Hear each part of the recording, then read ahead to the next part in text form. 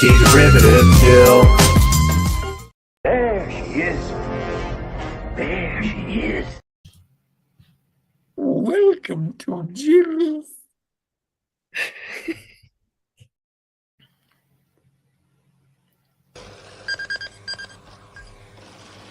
Here we go again.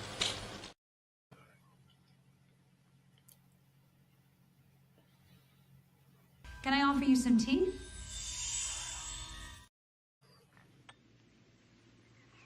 Good tea.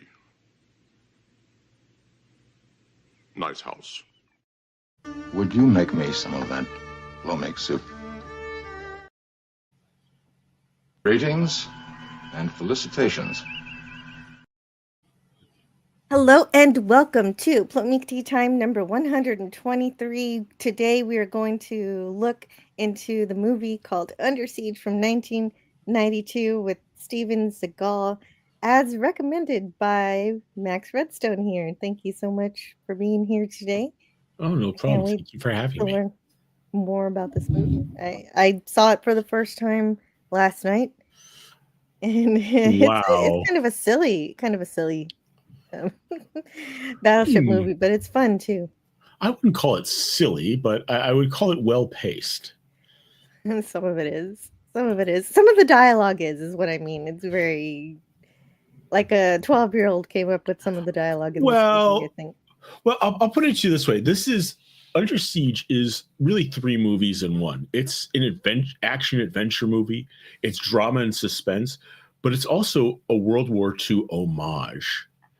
And you see those three things poking their head up at sequential times during the movie. But I paid attention. I also watched it last night, just to be sure. But I found it pretty well paced. Oh, definitely. Yeah, definitely keeps moving along. It was directed by Andrew Davis, written by J.F. Lawton, of course, Steven Seagal, Tommy Lee Jones, Gary Busey, released on October 9th, 1992. And with a budget of just $30 million, it made a whole bunch back with $156 million. So it did pretty good on that front. So people liked it. And apparently Steven Seagal did some of the rewrites on the script. What do you know about that? Anything about that? Maybe not. But I want to say hello in the chat to Penny. Hey, Penny. And Franco Walker. Franco Walker's here. And yeah, better late than never. Yeah, exactly. I don't know if Max's audio got cut off or not, but Molecular Arts is here. And Lemon Pie. And so, we got you guys here. So back when Steven Seagal wasn't morbidly obese. He was not morbidly obese in this movie, definitely. When he could move around. I don't really pay all that much attention. Oh, Franco Walker says no Scotty today. Well, not necessarily. He can't make it at the beginning, but he may or may not show up. You just don't know with my channel. There he goes. I knew there was a problem with Max. Max lost his connection, but he's going to be back, and so I can talk a little bit about some of the production of this movie while I wait for his return, which will be good because I got a little bit of stuff to go through here. And so Andrew Davis previously directed Seagal in Above the Law from 1988. But also he directed Tommy Lee Jones in The Package the next year. So the reason that's actually the reason we got Tommy Lee Jones in this movie. Because of that eventuality. And there was another inspiration from this movie. Harrison Ford apparently watched this to decide whether or not he wanted to be in an Andrew Davis directed film called The Fugitive from 93. And he did like it. He actually really liked this movie, so he accepted the role for The Fugitive. And yeah, happy shopping, Penny. Oh yes, I reflect that. Enjoy shopping. It's shopping day. Friday is shopping day. Under Siege was the last film that Patrick O'Neill was in before he died in 1994. Patrick O'Neill. Oh my gosh. Let's see. I have a cast list here. He was Captain J.T. Adams. Oh, and he doesn't spend a whole. We don't get to see him a whole lot. The captain doesn't last a whole long time in this movie. He's unfortunate. He has a very bad birthday. I guess we'll just say that for now. Oh, hey, Max has returned. So welcome back. Okay, well, I am on my iPad, and yeah, I think StreamYard is at war with my computer, or at So least my online connection. So is it an Apple computer or something? yeah, it's an Apple, but it's an older Apple, and I don't know. I'm trying not to be too fuddy-duddy about it, but it seems that if I use my iPad mini and my headphones, then it will work. What do you mean? What he means to say is somebody knocked out his satellite, but he picked up his magnaphone. Our communications got cut off, and I had to use the MX-2020 Seals magnaphone and the captain's motor launch. That's it? All right. The movie was first called Dreadnought when it was first written, the first spec script. And well, let's see, what else does it say? JF Lawton was able to sell that for about $1 million.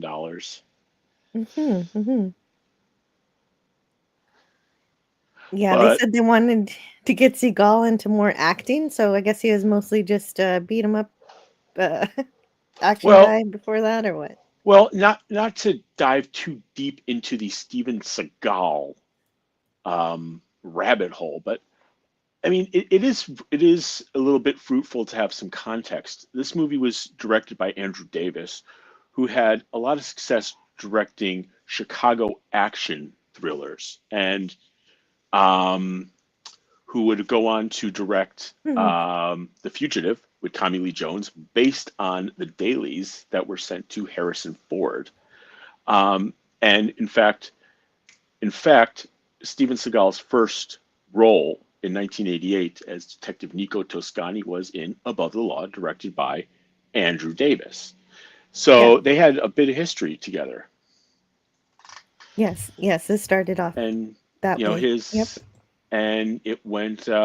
He had Hard to Kill, where he was a comatose cop, Marked for Death, where it was a little bit. But then in 1991, he had Out for Justice, that had John Forsythe, that had Jerry Orbach, that had Andreas Katsoulis. I was like, you like that one, Captain Tomalak. And then in 1992, we have Under Siege.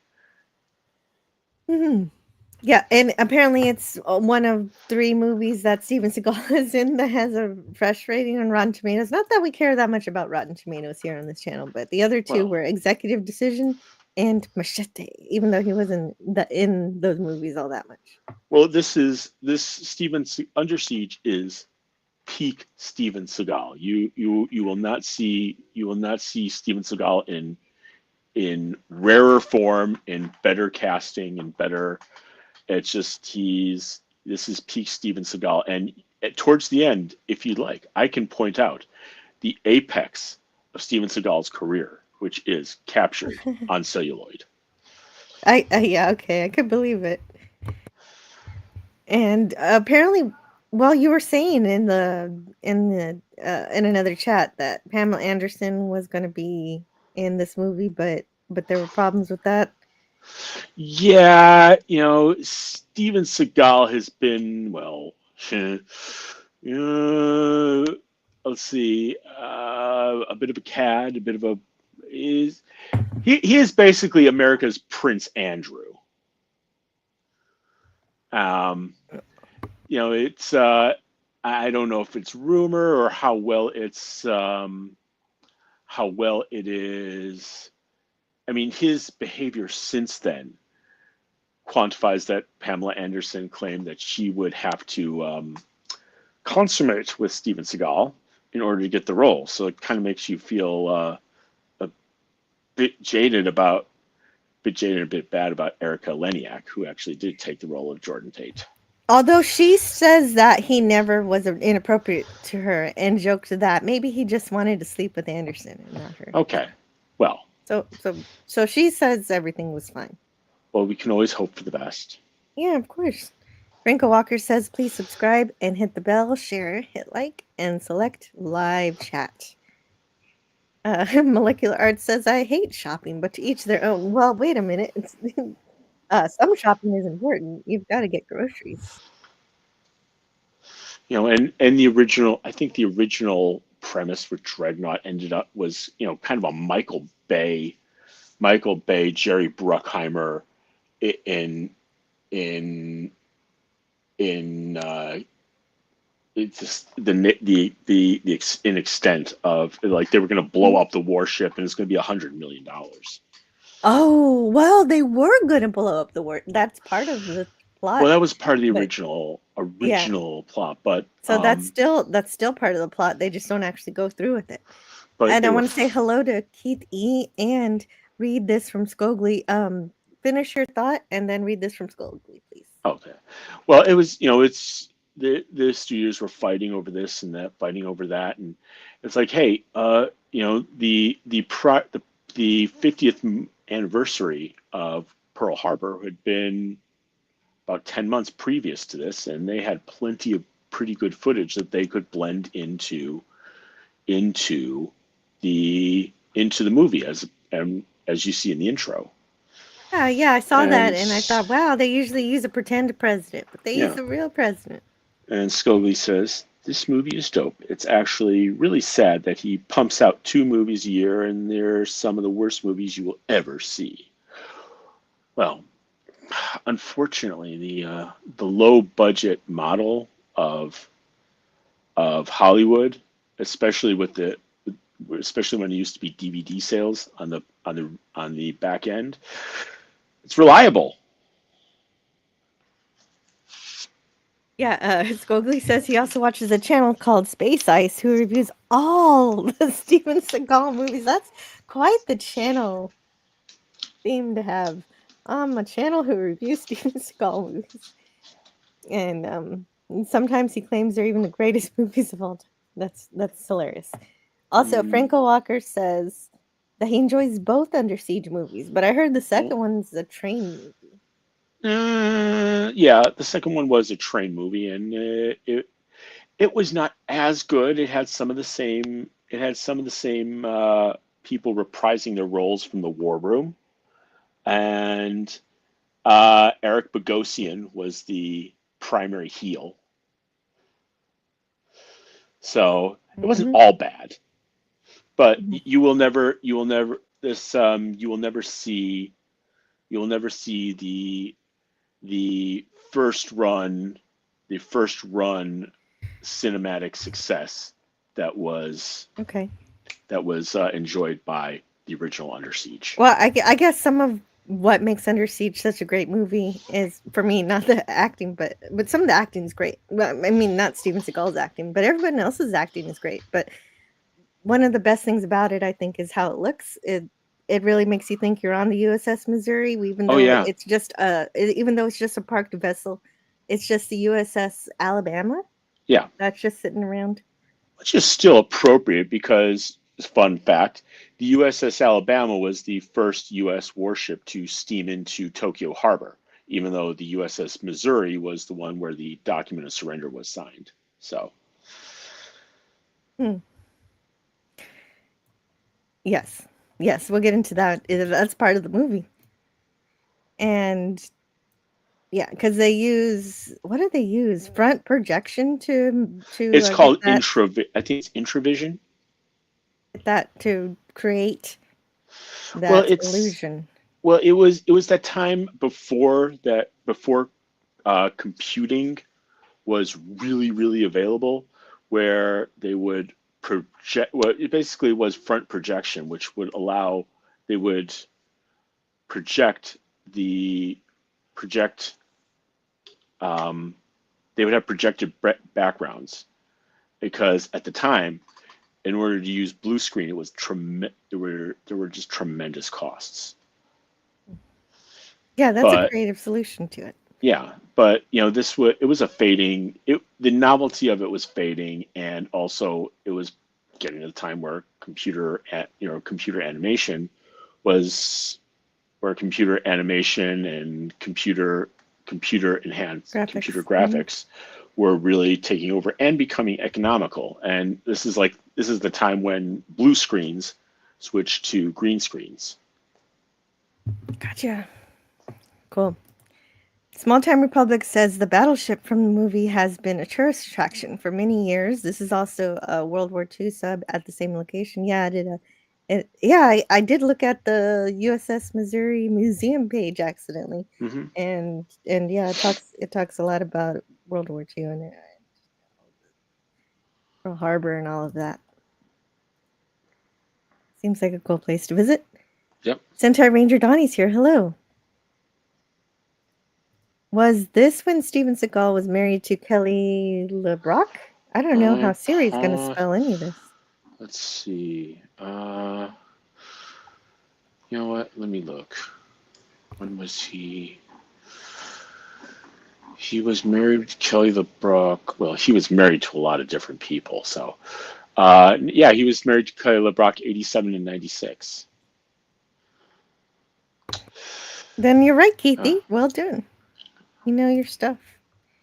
Let's bring up the slides. And of course, there we go. Here's the beginning of the slides.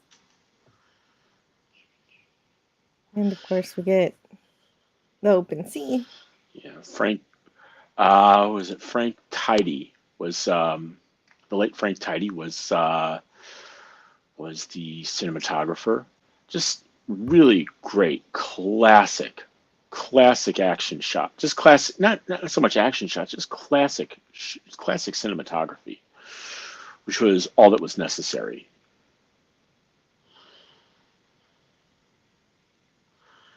Oh, and I must add, if you're a fan of this and The Fugitive, I recommend you watch a movie called Steal Big, Steal Little. A lot of the same, also an Andrew Davis movie, also a lot of the same people from both this movie and The Fugitive, and Andy Garcia. So gotcha. Very cool. Okay, so Snapple machine. I didn't notice that product placement earlier. Yep. Hey, Case. No, I'm just gonna walk around here in a suit just because that's what all cooks do on the Missouri. Yeah, that's right. He's the only one who won't get into his dress uniform. Dolphin. Yep. Shout out to King Dolphin TV. Check out. I don't know. Oh yeah. Yeah, tomorrow he's got Just Cuz. He's gonna right. I don't know if there's a. Usually it's on Saturday. But I had to get this dolphin here. Yeah. Good job. Good catch. And then, of course, we see Colmini, of course, that our Star Trek Dahmer. our Star Trek actor of the day was not too difficult to find. Dahmer, yes, he plays Dahmer here, but he's Chief O'Brien in my heart. Of course, he's not such a good guy in this movie. Nope. He plays a great bad guy. I don't see him in other things, so this was fun for that reason alone for me. And the captain of the ship, he's warning the other people that the president's visit is going to be a zoo, but don't worry about that. We don't really worry about that at all. It's just played footage. by Patrick O'Neill, as we can see here. Yes, this was his last movie, right? Yes, he was. He had some lung complications. Back in the day, it's like, no, just tell him not to worry. Everything on our end is handled. Oh my God. Okay. Well, it's gonna be a zoo.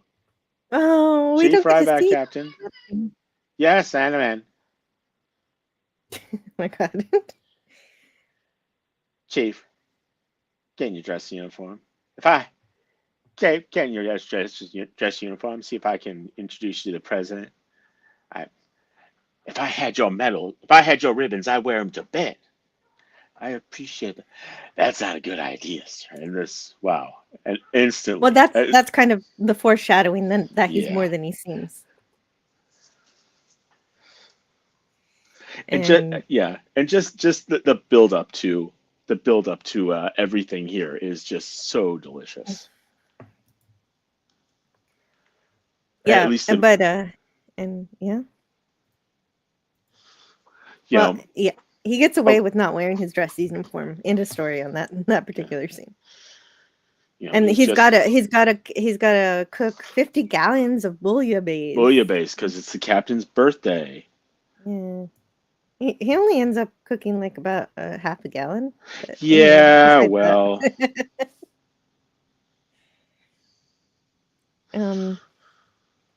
So I want to say hello to Canadian Spider-Man as we look on this battleship in sunrise or sunset. Looks like sunrise. Lemon Pie says, it's a shame Seagal is now... What? He's living in Russia? Yeah, in 2016 he got a Russian citizen. I think it was 2016. Yeah, around 2016 he became Russian? Yeah. What? I don't know anything about Steven Seagal, so you guys are educating me on this stuff. Steven Seagal is what you would call not perfect man. Apparently. Yes. Oh. Here, let's see. Subject. 2014. When he backed Russian annexation of Ukraine, he was granted Russian and Serbian citizenship. Ever since 2018, he's been a special envoy to the Russia's special envoy to the United States. Okay, guys, I lost my headphones. I will be right back. I'm gonna get my headphones. Hopefully, you can hear me, and I will do that right now. And there's this really just great, really great intro that just eats up the scenery. It's like, built to avenge Pearl Harbor, she did. Not long after the A-bombs were dropped on Japan, the surrender was signed on her deck. And then you get the footage from the very first Gulf War. It's like mighty Tomahawk missiles flew into Iraq, and of course this is the ultimate foreshadowing that all nuclear weapons are going to be removed from U.S. surface ships, which was true at the time they were, because hey, we used to have nuclear weapons everywhere. No, not so much.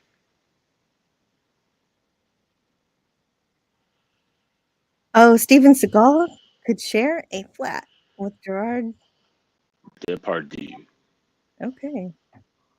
Interesting. He is French.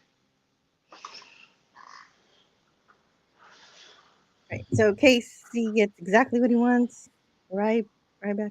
He gets to hide away during the ceremony with the president. So he'll be hanging out in the kitchen. And Commander Krill doesn't know why the captain puts up with him, other than that he likes you like his cooking. Now you have no idea. Let him be, XO. Let him be. Yeah. Okay. And well, since I'm always thinking of Star Trek, him saying, "Oh, I'm just a lowly cook," it kind of reminds me of Garrick saying, "I'm just a simple tailor." I'm just a plain, simple tailor.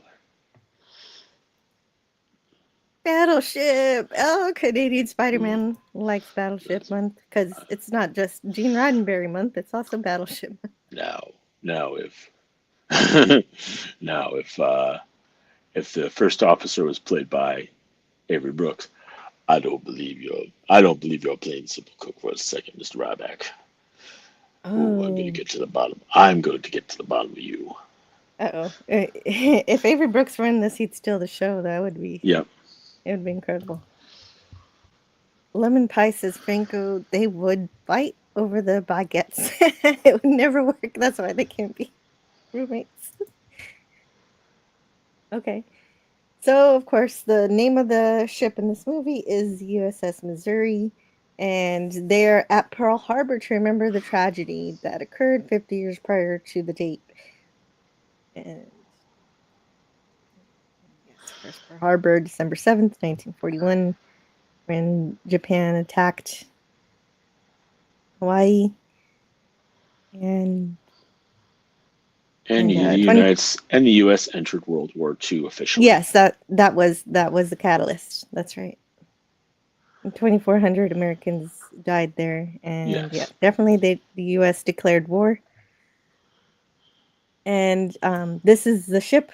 I think you said it earlier already that where they were on to in the war, where the Japanese surrendered, Yes. and at the end of the war, because this ship didn't actually serve in the war; it served in other stuff later.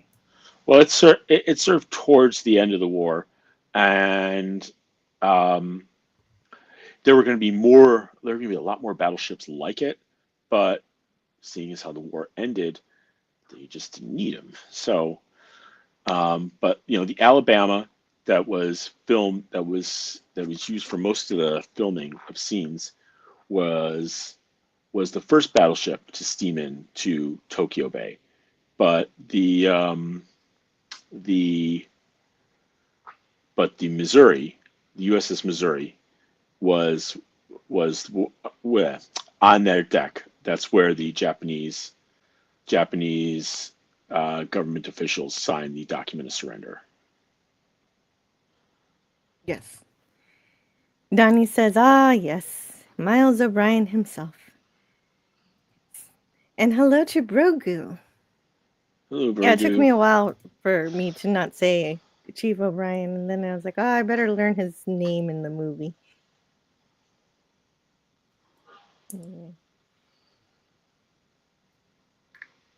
And we gotta get cooking, literally.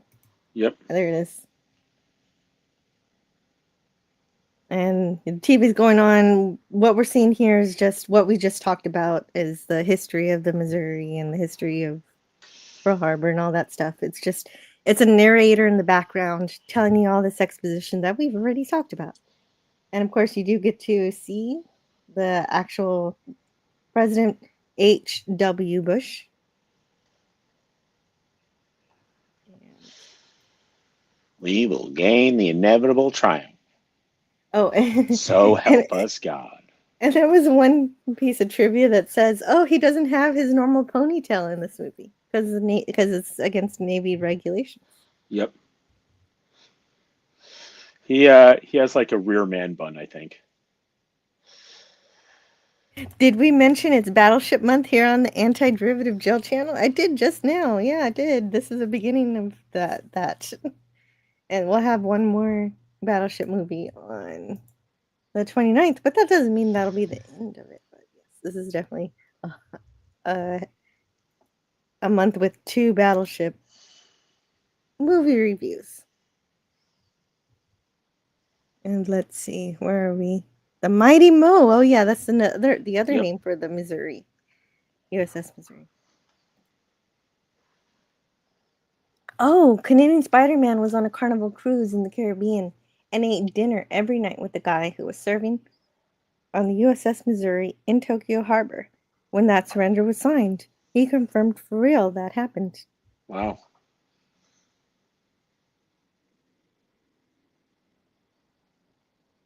G4, you sunk my battleship. Yeah, Waka waka. that'll be in a couple weeks. And You ever oh, tell you the apparently, story about how Andre Boudreaux went hunting down on the bayou? Where are the guns? Where are the guns, Truly? He's kind of a jokester in the kitchen. so what do you? Oh, okay, that joke. Yeah, that's a weird joke. Um, Robert Booth Nichols. What do you know about him? He helped Seagal as a technical advisor. Yeah, apparently he was behind the scenes technical advisor, and well, I let me just pull up my reference just so I have. It's like He was um, he was he was in intelligence, and I think he had I believe he was Colonel Sarlacc in the war room. Let's Oh. see. Oh, okay. He was in the movie too. That's great. That's good that he got a role. He an American businessman, part-time actor, alleged intelligence operative throughout his life, was associated with high-level government activities, not Yeah. necessarily not necessarily legitimate. Hmm. Oh, okay. Okay. But apparently he provided some kind of help that or at least played into Steven's character. So, Yeah. oh, I don't feel why not, Grogu? It's just for fun. We're just having fun. Don't leave, Grogu. Yeah. Thank you. What's wrong? What happened? Oh, I don't know. Brogu says it's Battleship Month here Oh, on Anti-Derivative Jill's channel. I don't feel worthy. Bye. Well, if you do have to go, I hope you're joking. But have a great day if you do are leaving. Keith E says allegedly Steven Seagal was horrible and never came prepared with his lines. Yeah, that makes sense to me. The way he delivers his lines, he's not very yeah. good. I think Rob Schneider once said, "It's like, yeah, I went to go see Steven Seagal in his trailer. It was a huge trailer, and he said, I just read the most wonderful script I've ever read." It's like, oh yeah, who wrote it? Me. Oh dear. Oh, is that why a lot of his movies were bad? He wrote a lot of them. Oh no. Well, he started producing them, and he also had some alleged ties to certain New York crime families. Of course he did. Okay, makes sense. And so, okay, so we're cutting some squash or carrots or something. And they're working on approving a helicopter landing because, and Krill has to approve it because the Yep. captain has to be kept in the dark because Oh, it's for his surprise yeah. birthday party. Captain, we have clear water to port. All right, Don't worry, Brogu. I'm not worthy either. I never saw this movie until yesterday. and then you have what sets this all in motion. Hmm. And no, he And is also, not. okay, thank you. That'd be funny. I like her. No, it wouldn't be. It's Leela. Anyway,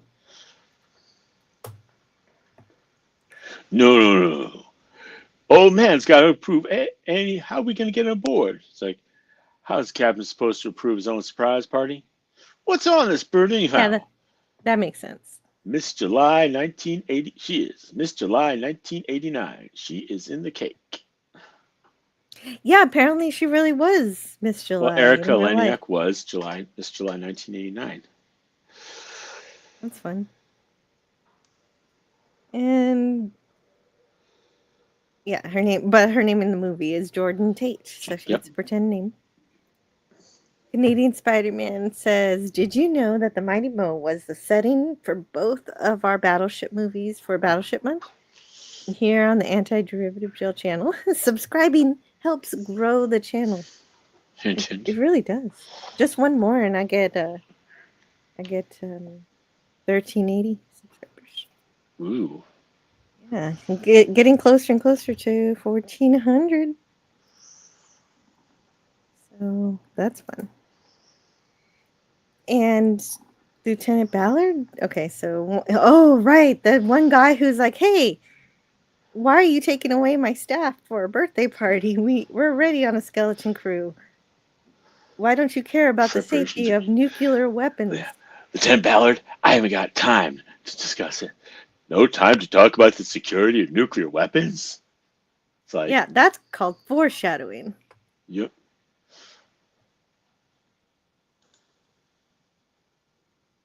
And Krill wants as many people there as possible. So of course, the reason being is to make the ship as unsafe as possible by gathering as many people as possible into one spot. A-Watch is not absolutely secured. Not absolutely crucial. Shall be secured during the party. That includes the Marine roving patrol. I mean, why would you want Marines roving around a ship that has nuclear weapons on I it? began right in the middle of dialogue speech. So, You still there? Oh, Yep. there you are. Lieutenant Bellard, okay, has the first line that I like. oh, The log will show. I consider this unsafe and obeyed under protest. yeah, I like fine. that. You missed the spot. Yes, sir. All right. Okay, so then we cut back to the kitchen. Everybody's got a boombox going, and they're dancing to "The Power" by Snap. Snap. Got the power. And it's the cue ball. Go cue ball, go cue ball, go. Anyway. Well, and this is Ensign Taylor. He doesn't like the dancing. He doesn't like dancing or fun. Well, I get the feeling that none of the officers really like Ryback, except the captain. I wonder why. Well, and the captain doesn't even really seem to like him, but he just has to. And Ensign Taylor saying, "Forget about your food. We're gonna bring in food from Hawaii." Well, you're missing one of the best lines. Like, Okay. it's like he walks in, it's like, well, that was cute. Petty Officer Ryback, Ensign Taylor, sir. You don't have to sir me, Ensign Taylor. We're casual down here in the galley, you know. Yeah. Yeah, I'd watch a Ryback. We still have 1 week together. Well, I guess that means I won't get to see you go through puberty. What do you want? Oh, right. He tells Ensign Taylor that he must be prepubescent or something. So, yeah, but Ensign Taylor isn't so relaxed when it comes to protocol. And Casey Ryback says that the captain doesn't like surprises, and neither do I. You know something, Ensign Taylor? Captain don't like surprises, neither do I. Well, I guess we'll just see what we'll see. Yeah. Now, why am I getting all scared thinking about Mr. Krill and all the horrible things he could do to me? I could tell that was supposed to be funny. Yeah, well, it was some was bad delivery. It's the best delivery that he could give.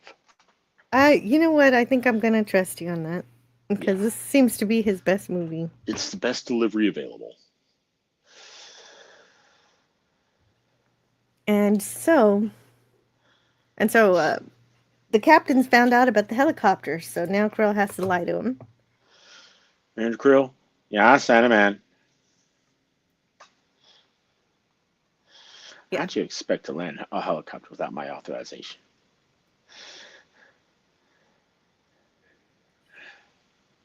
And the crew. Yeah, you can see, you get to see a little deeper into about how the antagonism between the captain and Commander Krill. Oh, the Outcast Creative Lance. It's so good to see you, Lance. I saw this movie for my birthday in London on opening night. It's Seagal's best movie. Yes, I do believe this is what I'm coming to understand. Would have been great And then if we the cut ship to captain was Leslie Nielsen. Ooh. Oh, but he dies so soon. But yeah. But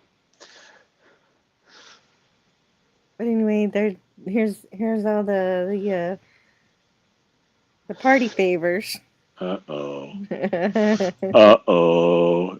It's Commander Krill. When they zoomed in on this guy, he looks so angry. I thought he was going to be important. Yeah, well, I mean, he was not.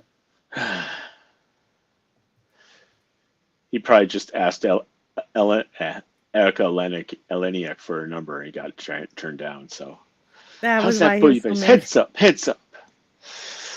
Yeah, and that's definitely not 55 gallons of bouillabaisse. No, like he's just started. Well, I don't know if he's got more somewhere. Maybe he's Yeah. got like a bunch of gallons Who or knows? barrels of it. We don't even know about. Not important. It's one of the few unimportant.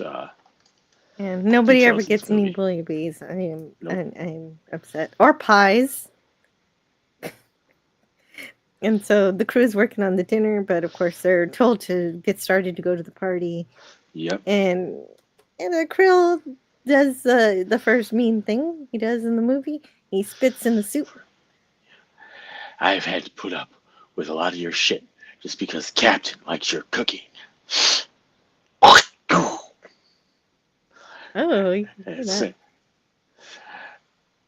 Oh yeah, there's Right. a bad F word we do not say on this channel. Yeah, it's like, hey, it's like he pushes Krill. It's like, hey, that's striking officer. And what a more point. It's just the best, well edited points in this movie. It's like, come on, that's not striking an officer. Boom, that's striking an officer. Yes, then, right. Because first he just pushes Yeah. him, and then he punches him. And then Ensign Taylor goes running for cover, and he battles the 4 Marines. And he says, okay, throw him in the brig. Nobody goes to the brig without the old man's signature. It's like, yeah, wait, we got a way around that. Throw him in the reefer now, right now. Yeah, they put him in the meat locker. Yeah, and then he picks the most freshman guy to guard him. It's like,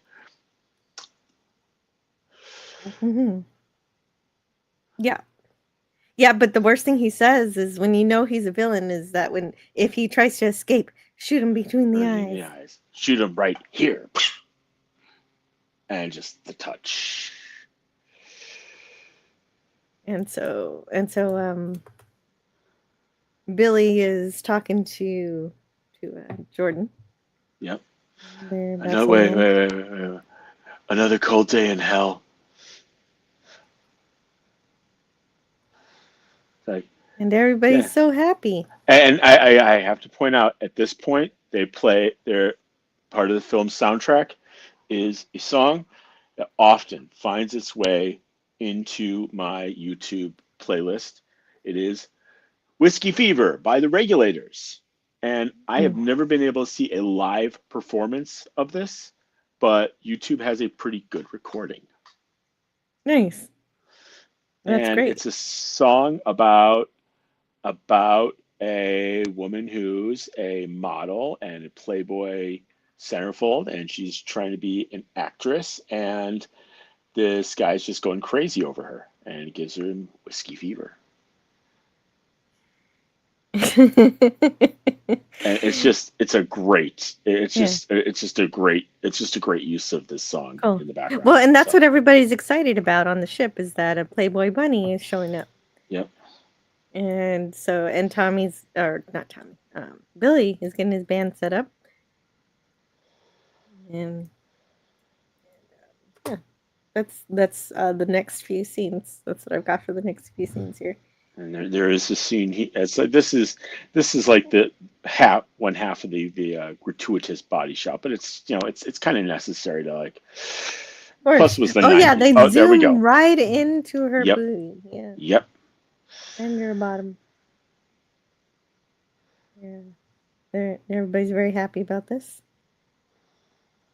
And I ain't listening to you, Ryback. Yeah, Nash is ignoring Casey. Letting Stu. And the band's getting set up for the birthday party. Yep. Krill's gonna go get the captain. No, you go back a little bit. Go back like 2 frames. Really?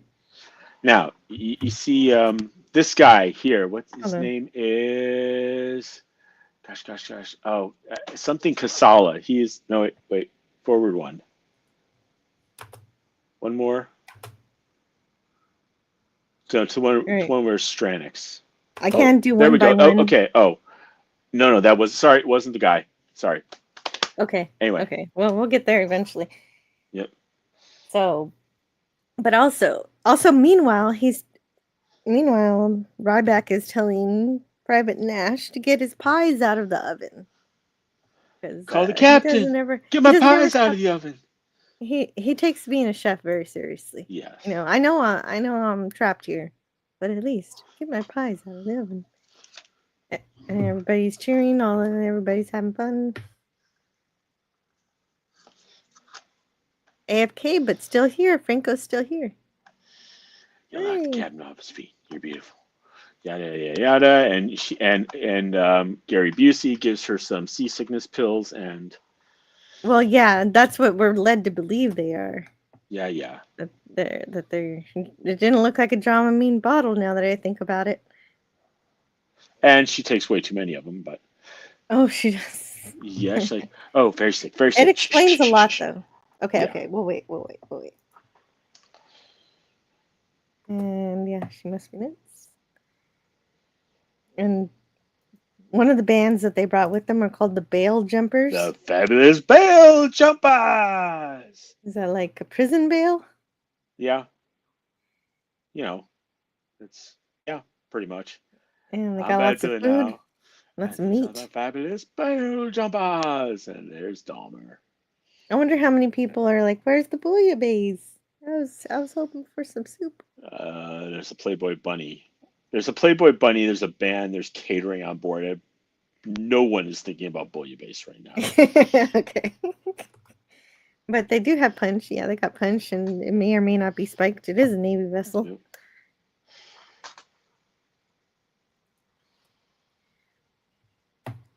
And Sailing round the seven seas. Times are good. And I so, love this I guess we're transition. in the engine room. This is Joe Casala. He's going to end up being one of the main Chicago PD detectives in The Fugitive. But here he's the engineer. And he says, Yes, yeah, he's our Scotty here. "There's the Twinkies. Where's Miss July?" Yeah. He's thinking, oh, that's nice that they're bringing us some hors d'oeuvres from the party, but can we see the lady too? That's kind of cute. But yeah, he's a. And there she is, Miss July, Oh, wait a minute. 1989. Not quite. That's Commander Krill. Wait a minute. Oh, Commander Krill. He's cosplaying as a lady. He's cross-dressed. It's not cosplaying, it is cross-dressing. But he is specifically pretending Yes. to be Miss July, so that's what I think of that. And people are enjoying this, but this is just a ruse, of course. And hello to Matt G. Matt G is here. So, would any of this be red flags to you if you were serving aboard a Navy ship and somebody and your XO dresses up in a dress, or our band shows up from a helicopter?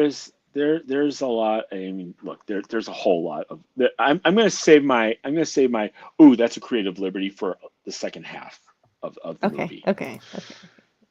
Where's the chief who locked him in the meat locker? It's like only 40 degrees in there. He'll be fine. He's a guard. Yeah. Yeah, he's got a lot of muscle to warm him up. It'll be fine. He can cuddle with some of the meat in there. And Robert, yes, you got finally, fire. his crew starts to care about him. All right, yeah, and then there's a fire in the kitchen. Not really. It gets really smoky, and I'm sure it doesn't smell good. Never smells good when something's Fire's burning. fire. Mm. Can we see if Jill has any gifts for Battleship Month on her channel? I bet there's some cool ones. I didn't get a chance to do that. I didn't get around to it.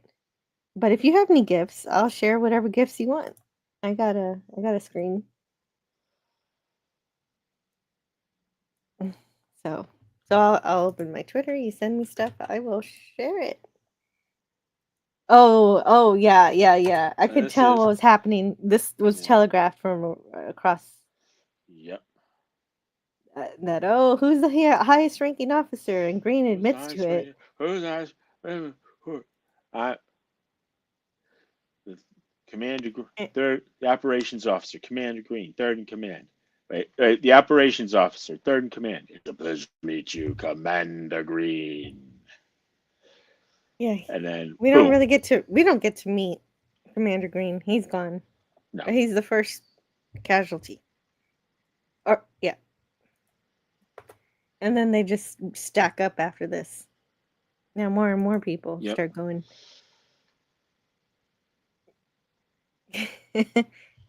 Oh, everyone. Well, if I get any in my inbox on Twitter, I will share them here, as long as they're safe. So let me bring that up. Okay, so I'll be on the lookout for those.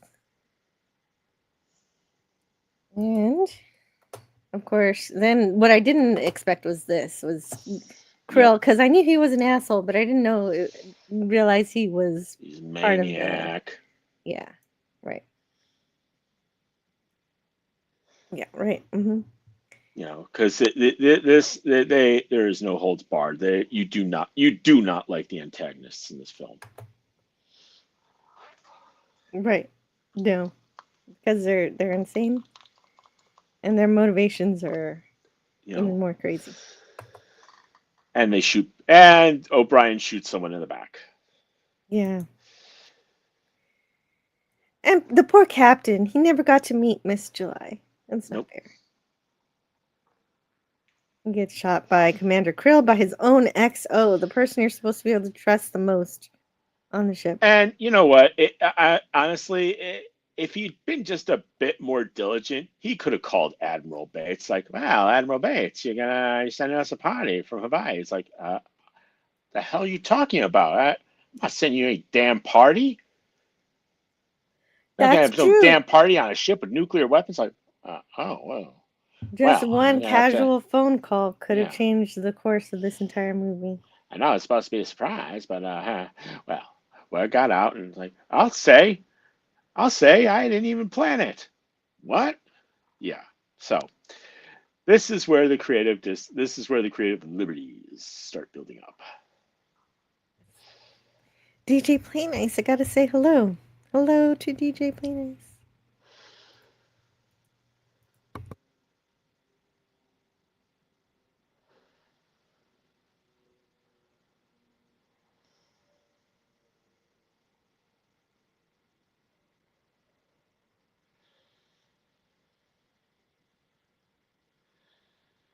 Yep. And they are now into crowd control mode.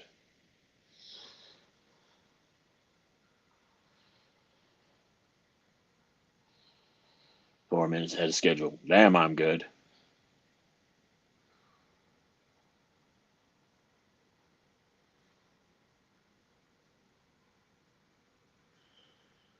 Yeah, so apparently these just 30 people and the XO can take down this whole ship.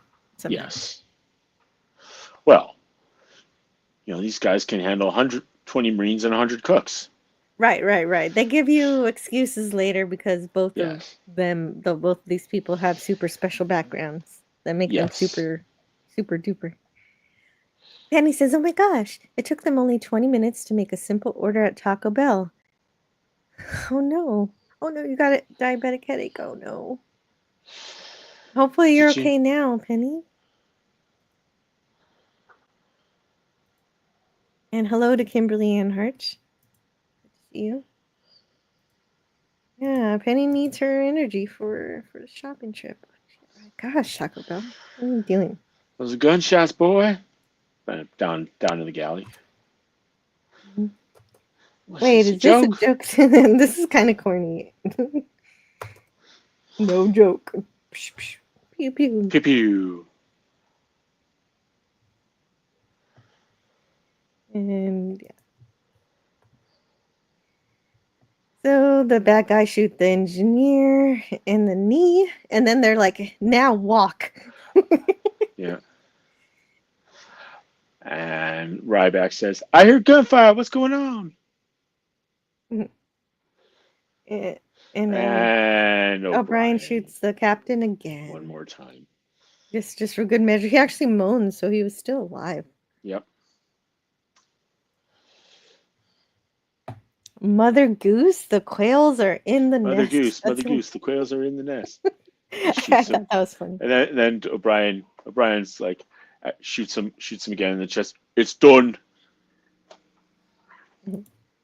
Oh, there it is.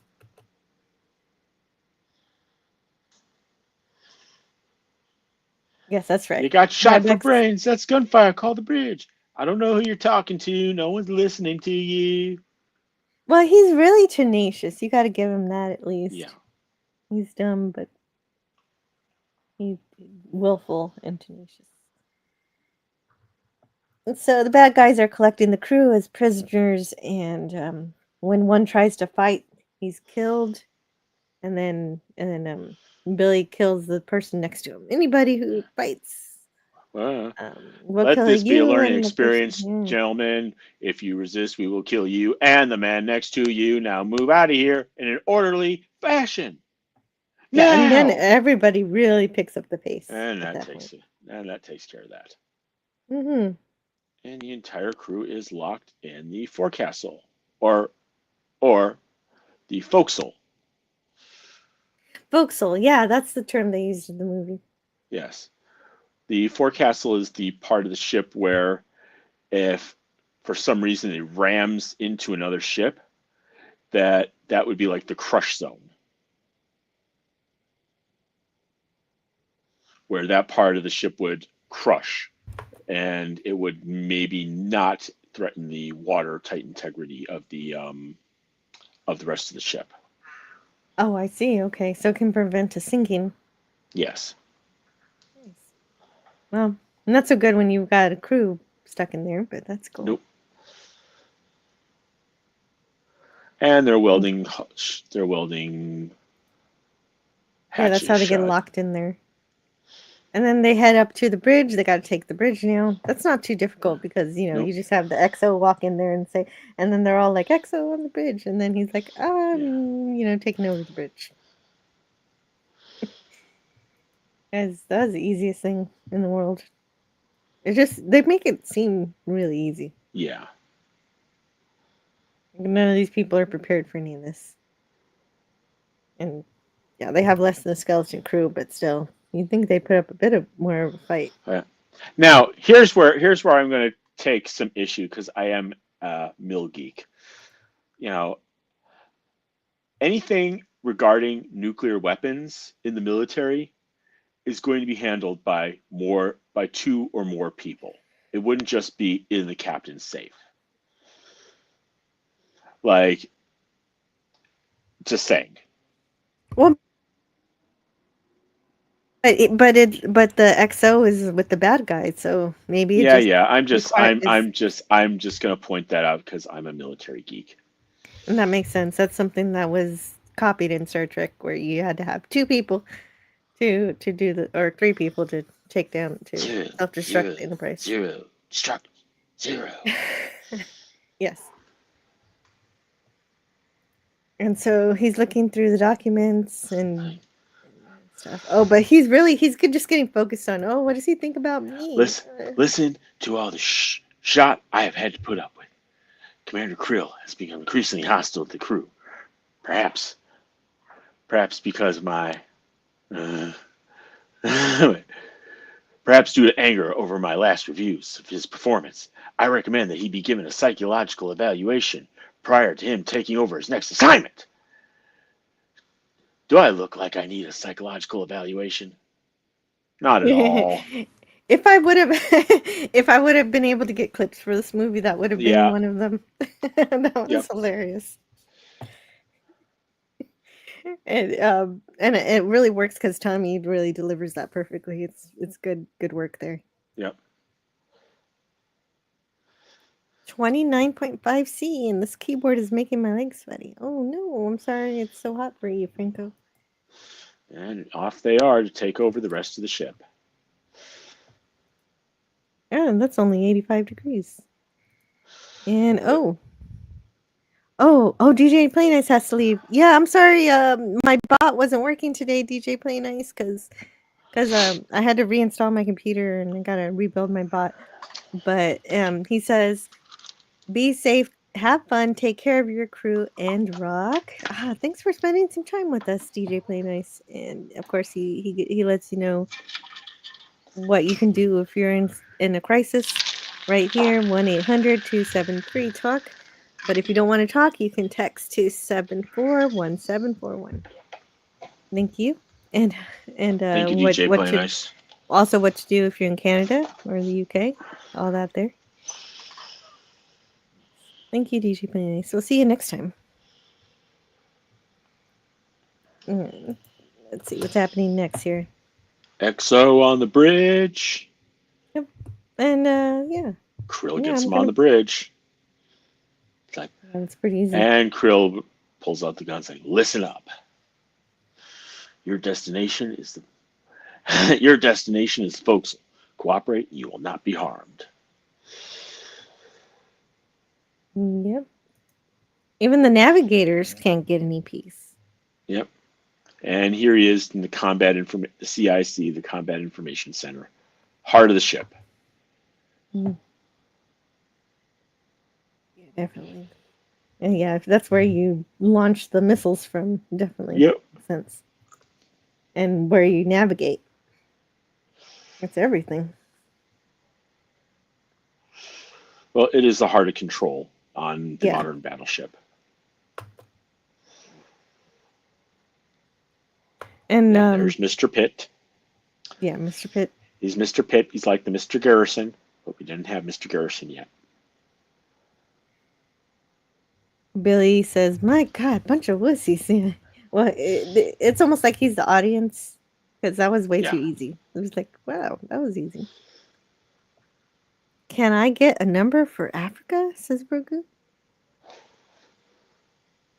Oh, that's an interesting question. I don't know if DJ Play Nice is still here, but that I'll ask DJ Play Nice next time I see him for you.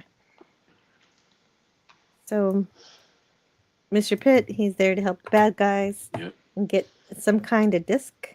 Oh yeah, here's the disc. No, he has the disc with the launch codes on it. Yes. The disc, Mr. Pitt. Guard it with your life. And there's Dahmer. So we've been calling him Chief O'Brien, but his name is Dahmer. Dom. He says we've overridden their systems. We control crypto, CIC, engine rooms, boiler rooms, bridge, and all open decks. We've wielded shut the hatches. A few loose soldiers may be berthing. Sailors. It's a Navy ship, Jill. Oh, sailors. Excuse me. They're caught in non-essential areas and go nowhere. And the rest are in the forecastle. Why are there so many apostrophes? You know what? It's look. It's closed captioning. Look, what he says is what they say is the forecastle, the forecastle, the forecastle. I like forecastle better because those it's are the whole forecastle. words.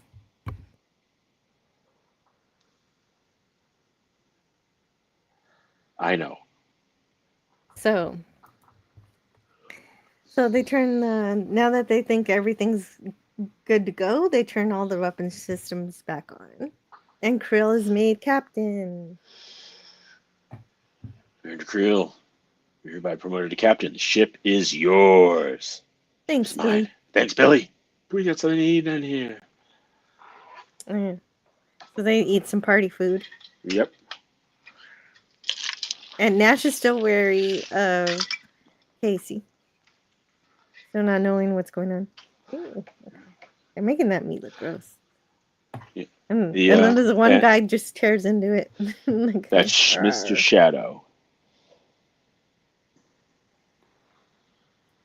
And Ryback asks Nash, "Okay, fine, go check the bridge." And finally, he does that. Just call. No one's going to yell at you for doing your job. Okay. And of course, Ryback says to keep him locked up, and someone's going to come relieve you. Yeah. And Wave said, "We got a private Nash down." The guy said, "Oh no, that's an unsecured area." It's like, wait, you welded all the hatches shut except for the galley? Tell him you are sending somebody to relieve him. Stand your station fast. I'm sending somebody to relieve you. Well, we all thought we heard something like gunshots. It's like, oh, those are poppers, party poppers, part of the captain's party. Oh yeah, just fireworks. Don't worry about it. Those are party poppers, Creel.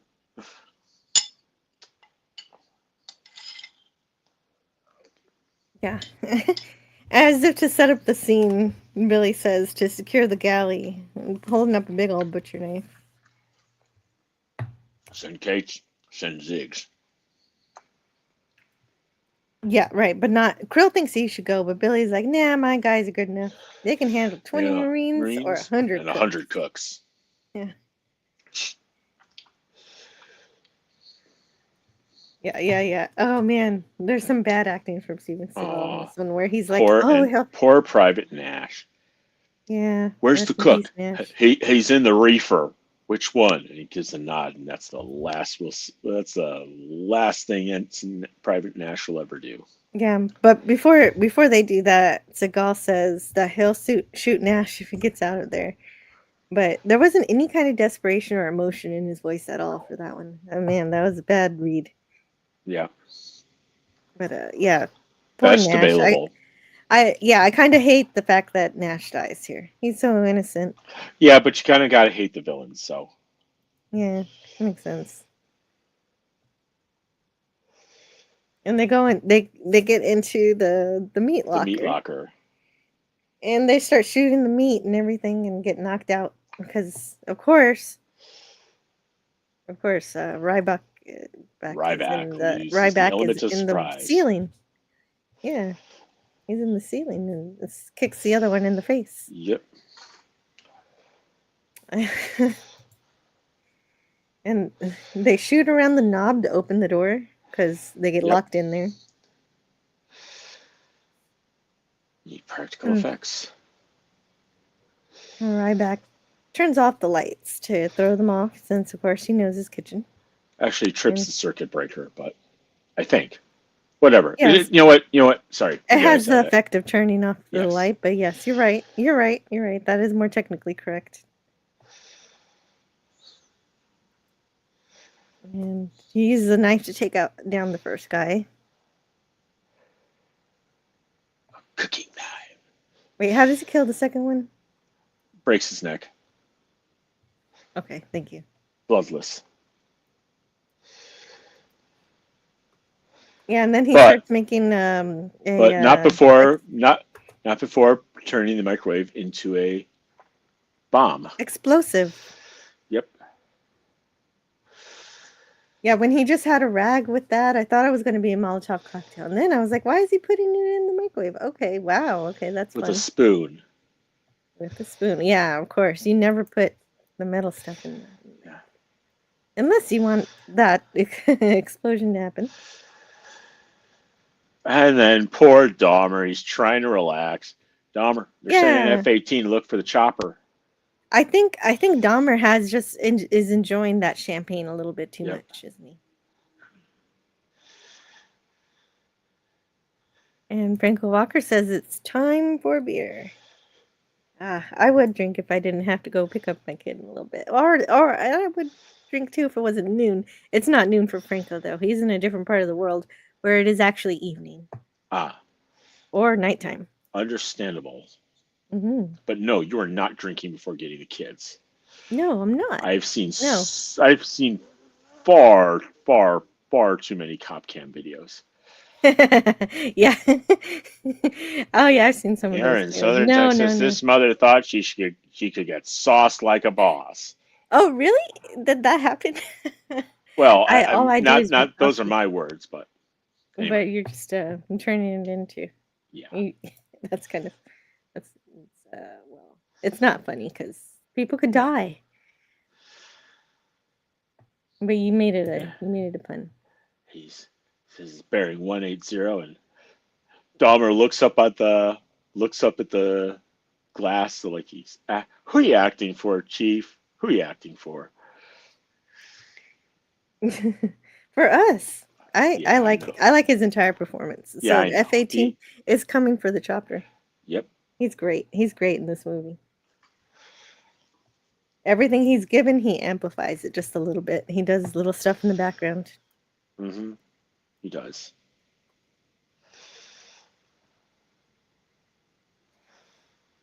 And of course they're looking for the chopper, and that is when Ryback discovers the captain. yeah, and he covers him with his captain's jacket. Yeah, and he looks at the camera. He's like, well, he looks right below the camera. He's like, Seagal mad. Oh yes, this is the you really made the hero angry moment. This is the beginning of the hero's journey. Didn't they use the microwave and Die Hard as a bomb also? Asks Keithy. I don't remember recall. a microwave in Die Hard, but there was definitely explosions. I don't recall it being used in 1, 2, or 3. Oh dear. Well, this pilot, we don't know who he is, but he's his plane gets taken down. 31 to Missouri, over. Goodbye. 31 to Missouri, are you tracking me?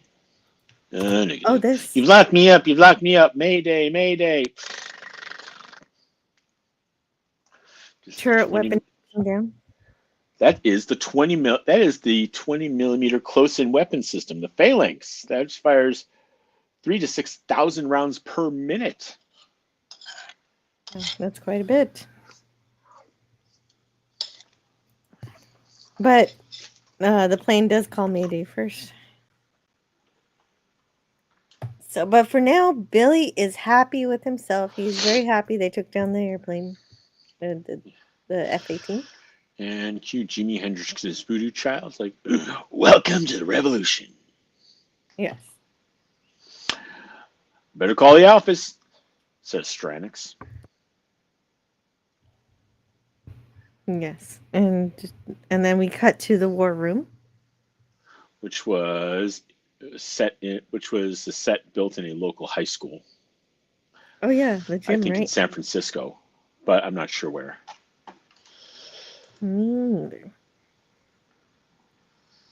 Admiral Bates wants Mr. Breaker to tell him, be candid, be honest about what he knows. And the war room is in communication with the Missouri, and they talk to Billy. Yep.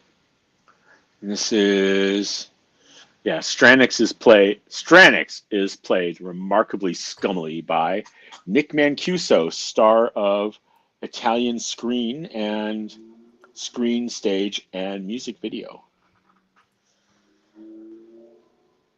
Oh, so we've got some. Oh, I wish it was easier to share these. Oh, let's do it like this.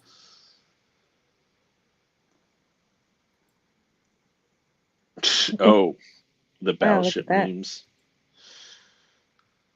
Oh, I'll save these for ours. For when Canadian Spider-Man's here. That's fun. So those are some gifts from Canadian Spider-Man. Nice. Thanks, CSM. Mm-hmm. They did wrap a computer monitor around the office chair with plastic explosives. Yes. And then sent it down the elevator shaft in Die Hard. Well, he said, now I have a machine gun now. How?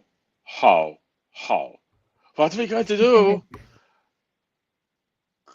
Call Carl and tell him his brother is dead. So.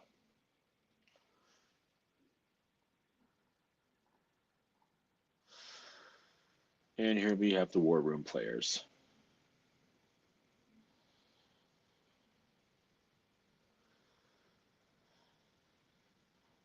And it turns out that Stranix was formerly a good guy. It's like, and that the codes to the nuclear weapons are basically telephone numbers. Yeah, but he was a good guy, but now he's saying if any aircraft or ships approach within 100 miles, we'll kill everybody. Yeah, I mean, really, if there was a submarine if there was a hunter-killer submarine nearby, they could have tasked it to put a torpedo underneath the Missouri. Anyway. Oops, hold on just a second.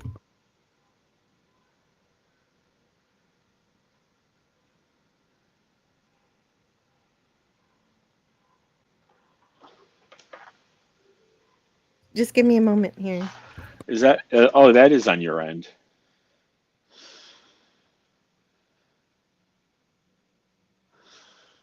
Did you sound the general alarm, Jill?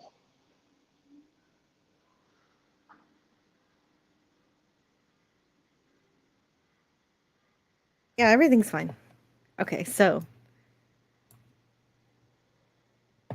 we'll get to the insane manifesto in a minute here. Yep. Mr. Breaker says this is insane. Well, hi, Admiral.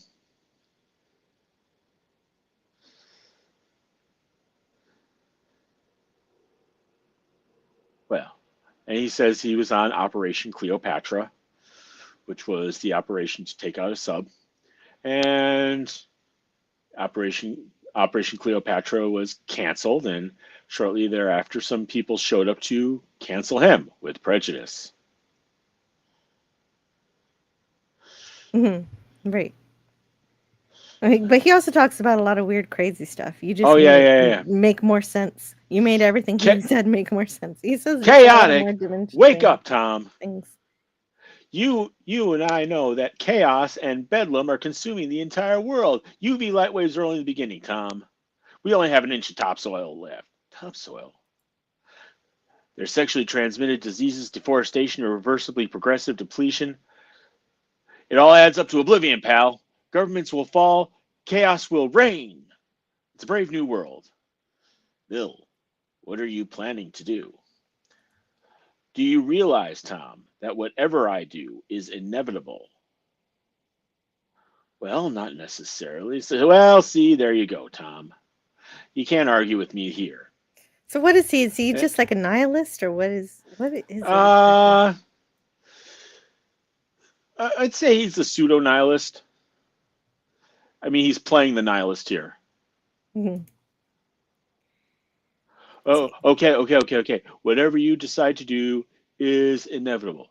Now look at my life, Tom. The life that you people tried to take. There was Annapolis, there was Vietnam, there was the War College, and so on. You know, I missed the 60s, and I truly believe that if I could have been there to make my contribution, everything would have worked out fine. Look, Bill, if this is about reliving the 60s, forget it, man. Forget about it, buddy. The movement is dead. Yes, of course, hence the name, movement. It moves a certain distance, then it stops, you see? A revolution gets its name by always coming back around in your face. You tried to kill me, you son of a bee. Welcome to the revolution. There'll be more to follow. I'll stay in touch. And of course, there does not stay in touch. Of course not, because he immediately sends out a missile to destroy the satellite. So Gorilla's Random Thoughts says, Kapla, sorry I'm late, but the funeral was more important. The funeral. Oh, I'm so sorry for your loss, Gorilla. I had no idea you Sorry, went to the Gorillas. funeral. Sorry, GRT. Of course, the funeral is more important. Just no So, question about that. Mr. Pitt has a Harpoon surface-to-surface missile ready and fires it at Hawaii.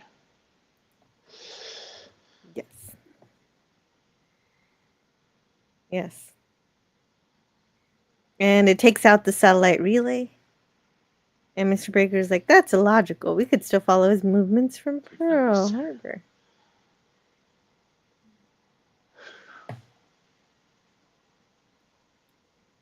And they're saying they can use a AEWNC system.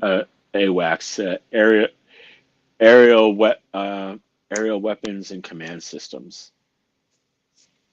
Basically, they sent out one of those planes that has like the big dish on top of it.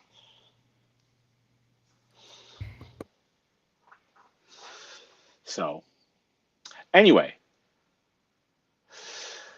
So they can find him, just so they can find him, and then Yeah, it was just an act of it was just it was just a little bit of scenery to chew up, just to show that he knows what he's doing.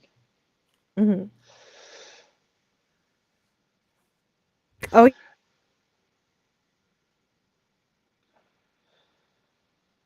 Oh, still there, Jill? I'm still here. Then somebody Okay. somebody says to call to wake the president, but the president does not make another appearance in this movie. Oh, well, Um, I'm sure you mentioned it, but today is BJ Day 80 years Victory over ago. Japan Day. Yeah, there was Wow. VE Day, which was Victory over Europe, and then there was VJ Day, which was Victory over Japan, because the European theater, well, after certain people ended themselves, and after certain countries got overrun by certain other countries, Europe was basically done before the summer of 1945. However, the Japanese were just a little bit more persistent. No gorilla V as in Victor. Not that. No. The Yes. planes with the rotating table attached. That's just Yep. it's actually Keith E, just a happy accident. Well, I guess it was happy. It's the end of the war, so Yep. the terrible stuff is over, but I mean, not totally happy. A lot of people are dead, but at least the killing is stopped. Yep. Ryback's finally where okay, so he finally gets up to where the party was. Okay, so we're getting close. We're getting close to the Well, famous scene. before that, we see that the true no good that these guys are up to, like cutting up. These guys are welding. Mhm. Yeah, the bad guys are constructing, destructing things, and they're making a crane, a big crazy thing. Yep. And the Navy crew are pounding at the prison door.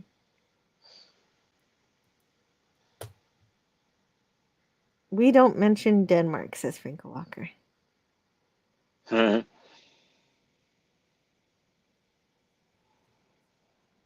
Oh, hey, my scan was complete. No threats were detected. Okay, everybody needed to know that. Cut it fast. Time's money on this deal. Cut it fast. Man's turning angry. So Kevin is gonna come to the bone. Cut him right to the bone. Oh, what's that? That's my crew, and they're doing an SOS against the hole. Mhm. So they keep doing that until somebody hears them. Yep. And Oh now Casey yeah. has arrived at the Missouri Lounge. Yes, happy birthday, Skipper banner is still up there. Yep. And the cake is still there. Ryback walks up to it and he just kicks it to get it out of the way. But that activates it. Dun, dun, dun, dun. Dun, dun, dun. Dun, dun, dun, dun, dun, dun, dun, dun, dun. Anyway.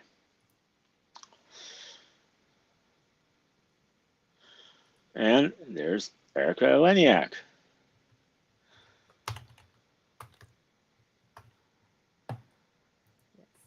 Yeah, she jumps out to perform even after having to wait so long. But because she was knocked out by the seasickness pills, she I guess maybe she has a different sense of how much time has passed, so she Yep. just comes out performing because she didn't hear any of the gunfire that had happened. A cynosure of professionalism. Yeah, that is very professional. She comes out performing. So of course, you get to see a whole lot more of her if you watch the movie. I'm Yep. not going to show all that. As you shouldn't.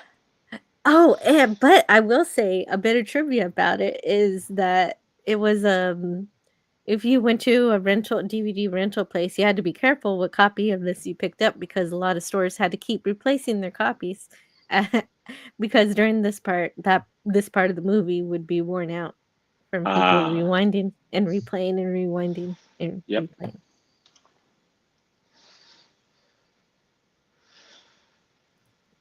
So that's fact. The Japanese gave up after the atomic bombs. It's true, Keithy. Yeah, the emperor And didn't want to give up until that happened. This is true. well, the emperor was ready to give up, and there was a core of rebellious generals that did not want to give up. And what happened was the emperor made a recording on record, and there were two records made, and these records were hidden, and these generals were unsuccessful, and the emperor's voice was played on the radio, and most people had never heard the emperor speak, Emperor Hirohito.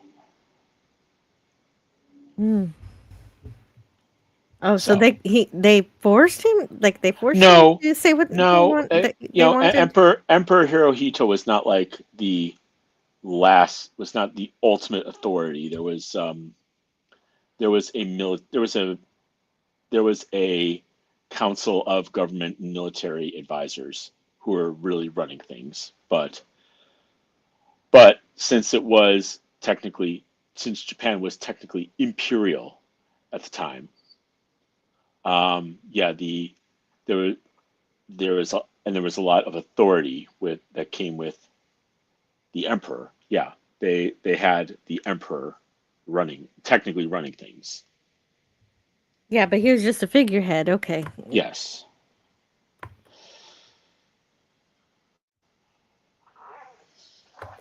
So Jordan Tate, she doesn't know anything. She doesn't. She was just I did a Hunter fake. Hunter episode, and a Wet and Wild video, and my agent said I would just come here and jump out of the cake. So you don't know it, you didn't see anything, you didn't hear anything, you don't know anything. That's right. Which amuses him to no end. Mm-hmm. And he just insists he's a lowly cook. Are you special forces? Like, no, I'm just a cook. Yeah. Just a lowly cook. No, he totally lies.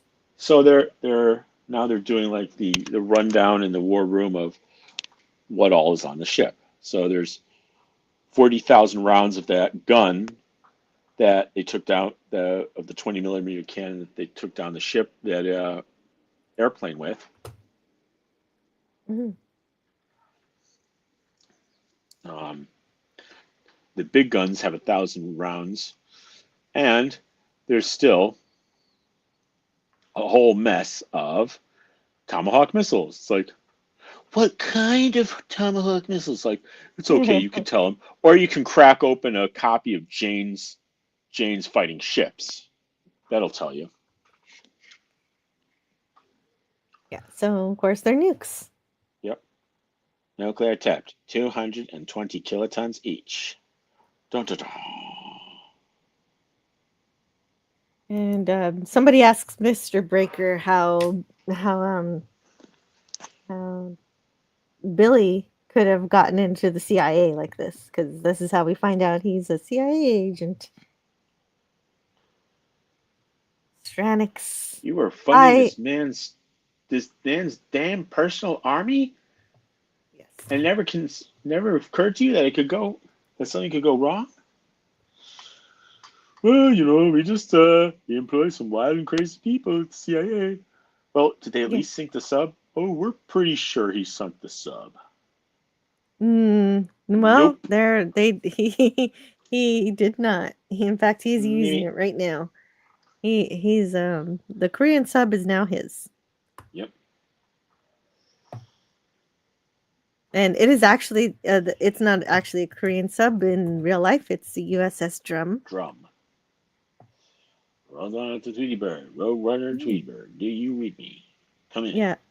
So this is the beginning of the cartoon illusions. because he loves Saturday morning cartoons for some reason. Any sign of Wile E. Coyote? There's a roadrunner? Yeah, never been caught. Hey, mate. Yeah, it really works because he adds the beep beep. And Wave that guy's Wave, by the way. Okay. Wave comes up, say, "We got a problem. Kates and Sigs are missing. All Last right, known I forgot location, about those the guys. galley." And Ryback tried to ditch Jordan, but she's not ditchable. So hey, Nope. I mean, she was originally she was supposed to be a much more two-dimensional character, but it's good that she got a lot of dimension in this film. Definitely. Yeah, she goes from just being just being protected to figuring out how to take care of herself. Yeah. She learns how to use a gun quick. Yep. I guess just the line trial by fire is what she goes under. Jordan says, "I hate being alone," and Ryback says, Do you hate being dead? "I like that you can finish those." And so it's clear she's not going to accept being shut away. I'm going to give you an MP5K. There's a selector switch on it. It's on semi-auto. One is Yeah, fully she's a automatic, one is semi-automatic. When you depress the trigger, that means one round will go off. I want you to spend one round at a time. man. She's a quick steady. Yep. So they And turn back on the lights. back to the galley. Yeah. Yeah, and immediately Billy realizes that the kill is a professional kill. So he's like, "Wait a minute, this Ryback guy is more than he appears." I know his Basically. team front and back. He's good with cooking knives. Good with cooking knives. What's he doing running around on my battleship? Your battleship. Oh yeah, and then the microwave explodes. But Billy and Krill are okay. Yeah. But the others, there's He took a out one. casualty. What the hell was that? That was a bomb, jerk ass. He used the microwave as a detonator. Yep, it took out somebody. You secure everything between here and the CIC. You spot Which anything, is radio clever at once he for did that. backup. Because What? because they triggered it when they put the breaker switch back on, Yep. right? Bingo. I like that. Oh well, okay. So SEAL Team 5 is supposed to come and take back the ship. Yep. That's the conceit. That's what the admiral wants to happen. Well, that is the least invasive, most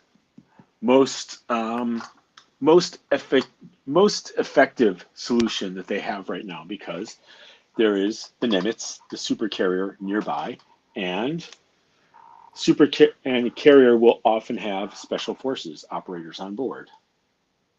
Yes, and that's the hope, that the SEALs could take the ship, because if it can do it, they're just going to destroy Yep. the Missouri. Old Man Bird says, "Never ask me the odds." Oh yeah, the odds are not okay. So it says if it's a lunatic who only partly controls the ship, the odds are good. Well, But if he if controls he's the ready ship, for us, if he's prepared to repel borders, the odds are not good. The thing to bear in mind here is that the SEALs, operators from SEAL Team 5, are the best there are. Of course, they're the best there are. You wouldn't send the second best there are. yeah, we want the slightly less effective team. And Dahmer, we cut to Dahmer talking about working on the crane, and Krill finds Ryback's file in the next bit. And of course it's revealed that Ryback is a SEAL himself. The file was in the captain's personal cabinet, and Ryback is an ex-SEAL. The gosh darn cook's a SEAL? Shut up and listen. Expert in martial arts, explosives, weapons, tactics, Silver Star, Navy Cross, Purple Heart with cluster, and security clearance revoked after Panama. That means he couldn't hold any rating except that of a yeoman or a cook. And so he became cook. I guess. So then. Donner says, I'll get this effer myself. Oh, no, calm down. You want to get killed? Are you an idiot? You're calling me an idiot?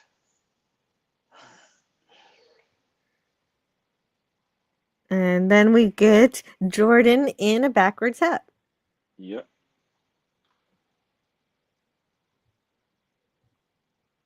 And so now Billy tells his crew to be careful of booby traps because they've got a Navy SEAL around. I have a little rule about killing people. Actually, I have 2 rules, you see. 1, I don't date musicians. And number 2, I don't kill people, okay? Yeah, that's cute because there's a callback to that later. Yep. And in case he's going to get the telecommunications going.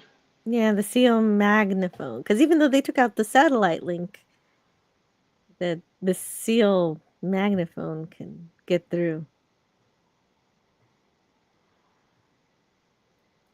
And so that way Ryback can talk to the people at the war room. Mm-hmm. It's MX 2020 SEAL magnaphone. Mm. And it's like, of course, you know Casey Ryback? Chief Ryback? Yes, sir. Top man in the teams.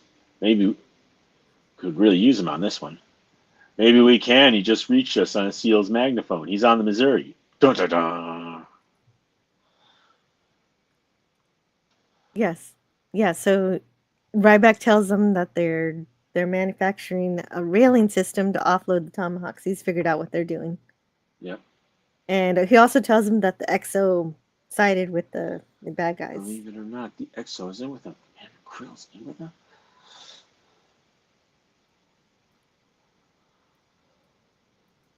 And so Jordan also figures out that he's not just a cook. She puts 2 and 2 together there. Yeah. You're not just a cook. Yeah, well, I also cook. Oh my god, that was unintentionally funny. And they go over he was highly decorated, Navy SEAL, and in Panama his team got killed. He came back and punched out his commanding officer. Yeah, it seems like it wasn't really his fault, but he took the blame or something. Well, he needed something to knock him down back to a non-command officer. Mm. Petty officer. Very petty officer. Anyway. Yeah. That's true. Oh, it's still happening. I have a lot of slides for this movie. It's okay.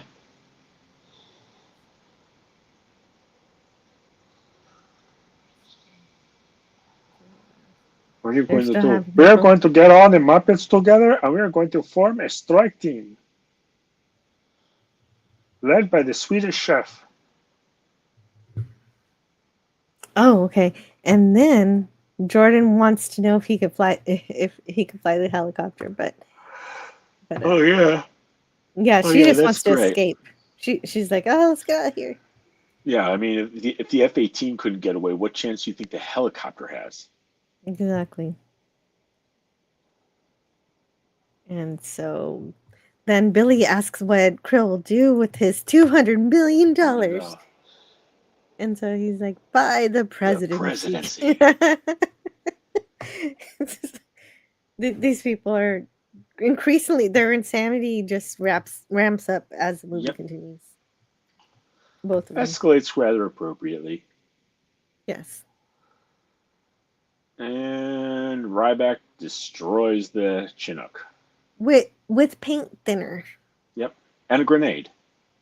Oh, yeah. Yeah. You had to have something to activate the paint thinner. Makes sense. And a bit of stunt work. And then, uh-oh. And pyrotechnics, of course. Yep. See, wait. paint thinner, and he wedges the grenade under it. Oh wow, I got a lot of clips of this part. I guess I must have liked this explosion that's happening coming up here. Because I don't do this for nothing. It means this part is really good. And yeah, and then he has to rappel off the side of the ship just to escape the heat of the Nice bit of stunt work. Not get caught on fire. Where's the strike team? They went on strike, says Franco. Yeah, yeah. Well, or they were stricken.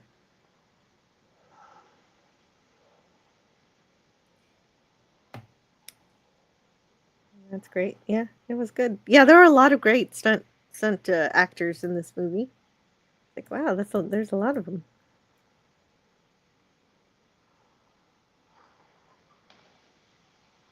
There's a enormous fire. Well done.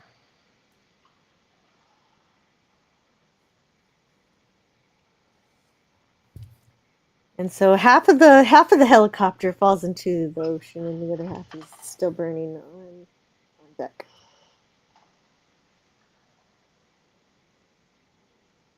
And Jordan's kidnapped by the bad guys, so Briefly captured. Briefly, but of course Ryback is able to shoot both of them without hurting her. He comes up and takes out 4 guys, like boom, boom, boom, boom. Yes. And then sets a booby trap. Right, he sets a booby trap, but Billy warns them, don't chase him, don't go after him. Do not pursue that man. But they don't listen. They don't listen at all.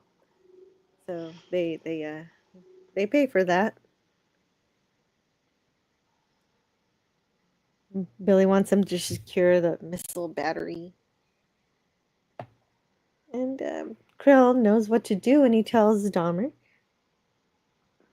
I know what to do. I do. His insanity is so logical. And then we get a pointer meeting where the pointer is a butcher knife. So we get Krill's idea to flood the compartment, the forecastle. Yep. Where everybody is held prisoner, and if they flood that part of the ship, then he knows Ryback will choose to be the hero. There's a fire sprinkler system in the compartment where they're being held. Mr. Pitt, the forecastle. Yeah, and that's Ryback will kill himself trying to save them. Do. I like this line. Read this one. You're a maniac. Drown your own crew. They never liked me. They never liked me anyway. I bet they effing love you now. That's where it gets goofy. That last line. It escalates from there. Yeah. Yeah. So of course, after they kill so many of the crew, now and Casey finds friends. Mm-hmm. Yes, he does, and he finds them because they're still baying about the Morse code, and of course, everybody knows Morse code.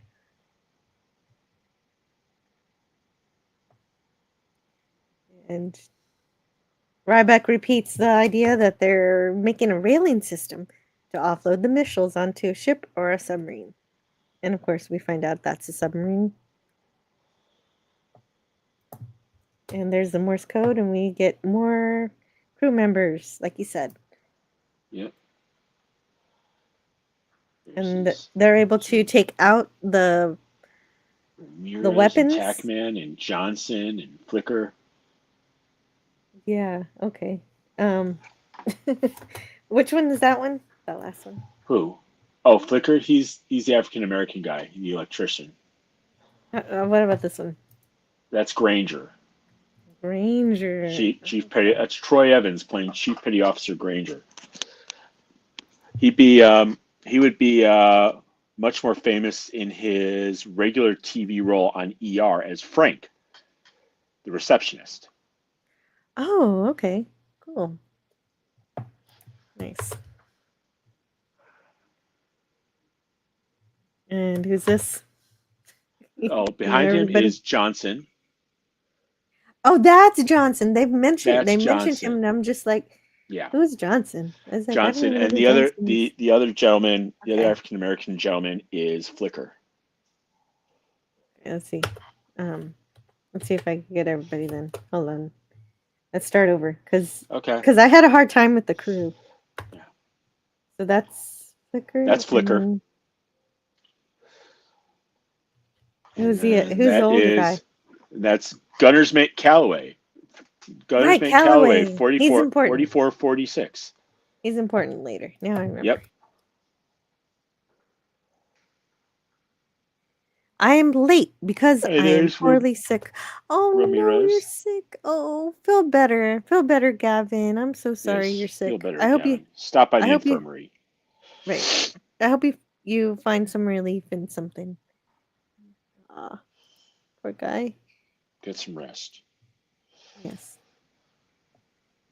That's Ramirez. That's Johnson.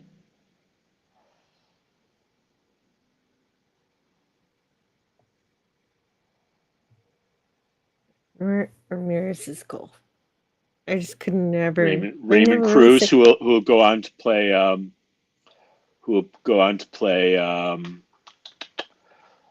Tuco Salamanca on Breaking Bad. Duco Salamanca. Yay. Yeah, I like him. Tight, tight, tight. Tight, tight, tight, tight, tight. And there's Pitt and Kerr. Yes. Yes, well, Pitt is about to lose his toys. Yeah. So he won't be able to use the weaponry system A little anymore. foreshadowing here. Yeah. Must be a Yeah. power surge. Yeah, It power just surge. flickers a bit right now, but it's in 30 minutes it's all gonna be disabled. The weapons, that is. Yep. And there's Tackman Oh, okay. in the middle. Tackman. He's the first one who speaks at the beginning of the movie. Yep. And he's still in her hat. No, great. Ramirez is still in her hat. Oh, Great. Tackman's Ramirez. the one in the middle. Oh, okay. Thank you. And then the lunacy begins. This whole movie's crazy to me, Yeah. but I like it. Chief Ryback, this is Captain Krill speaking. Ramirez says, "Oh, all I do is wash clothes," and he's saying that he's going to stay behind to watch Miss July, but Jordan actually wants to help, so he has to go too. And this is where she shifts from just being afraid to actually doing stuff. So the two guys go out there with a VHS camcorder, and they have like wireless technology, which is like not available, is like not available to humanity, which is not like available to like anyone on that small of a package, like anywhere at that time. Anyway. But they have it. That's right. That's right. They're like, here, look at all your crew members. They're gonna drown. I want you to know there are no hard feelings. But they wanted it to be live. I have no grudge against you or the rest of the crew. You did your best. It was a little more engaging to make it live. Yes, of course. It wouldn't have hit as hard if it was like, oh, we recorded this. Here, now see the recording that we did earlier before breakfast. I'm being a dork. No, but you're right. You're right. No, it's great. It's great for you to mention that the technology didn't exist at that time to make this kind of live video. Discipline's right out the window here. We got to save them. Oh, and Keithy's leaving. Thank you for hanging out with us, Keithy. He says, thank you, I'm leaving. Just wanted to make sure I said goodbye. And thank you. Appreciate your watch along today. Max Redstone knows every line in this movie. It's insane. We got to save them. Yeah, but they're expecting me. Not all of us. All of what? And then Tackman goes on. All of what? I was ironing during the Gulf War. I ain't cut out for this hero stuff. This is the Navy. It's not a job. It's an adventure. Hmm. Anyway.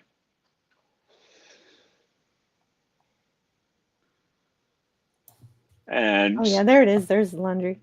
yep, Yeah. that's the crew. That's Casey's little SEAL team now. But they do that a lot in this movie, where they take out the lights to have an advantage against the Yep. bad guys. And more shooting starts. There's more shooting Yep. and flooding. And Ramirez drops the tanks on them. Mhm. And while the And- shooting's happening, the water's also turned off, so that Yep. so the prisoners aren't flooded anymore.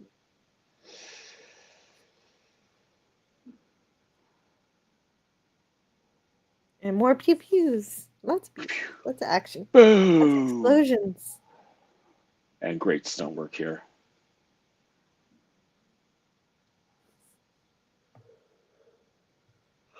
Yes.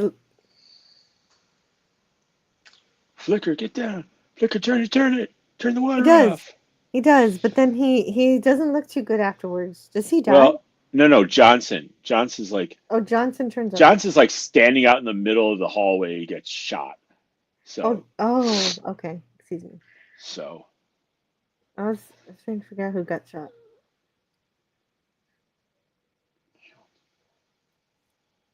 And hello to Thrawn Kill. Yeah, there he is. I don't know that we ever get back to him. I guess he's gone. and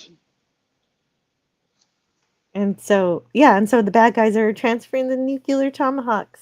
well, they're to working the on it. They're working on it. Yeah. They're Yeah, building they got a crane. crane. They're building the Stranik crane. says, "Kill him if you can't. Kill him if you can't. Keep them contained. Looks like your plan worked. They got trapped down below, and they drop the anchor." Mm-hmm. And Jordan's job is to get the seal phone. Ooh, hello. Who the hell is this? Who the hell is this? Oh, I'm trying to get hold of Chief Ryback. Is he about? I'm gonna have to take a message right now. He's having a gunfight. What the hell is going on there? It's like, these guys are squares. You talk to them. Yeah, she puts the headset on him. Yes. Yes. Chief Ryback, I see you completely disregarded my orders. Correct, sir. Sorry, sir. You can court-martial me if I live.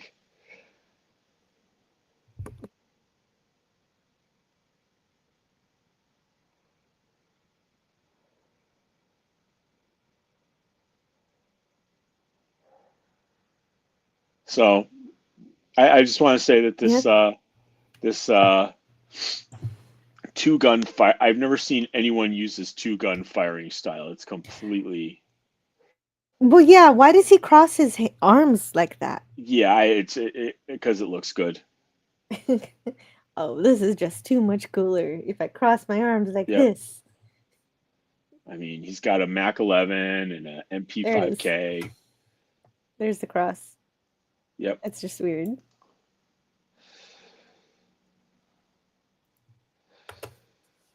You know, he's taking out guys on the side. Mm-hmm. But Jordan decides she wants to live, so she dumps Ramirez and starts following Ryback again. Yep. Safer to follow you.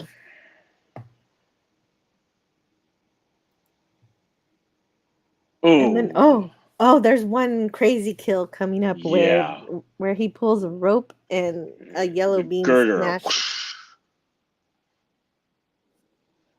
Yeah, there it is. The last guy, no, the last guy in the scene doesn't get it. The last guy in the scene just gets tied up in the rope. Well, somebody gets smashed by the yellow beam. Oh yeah, This is all I that was wanted the second to last illustrate. guy. Yeah, and the next guy gets entangled in the ropes. And then there's the cutting crew.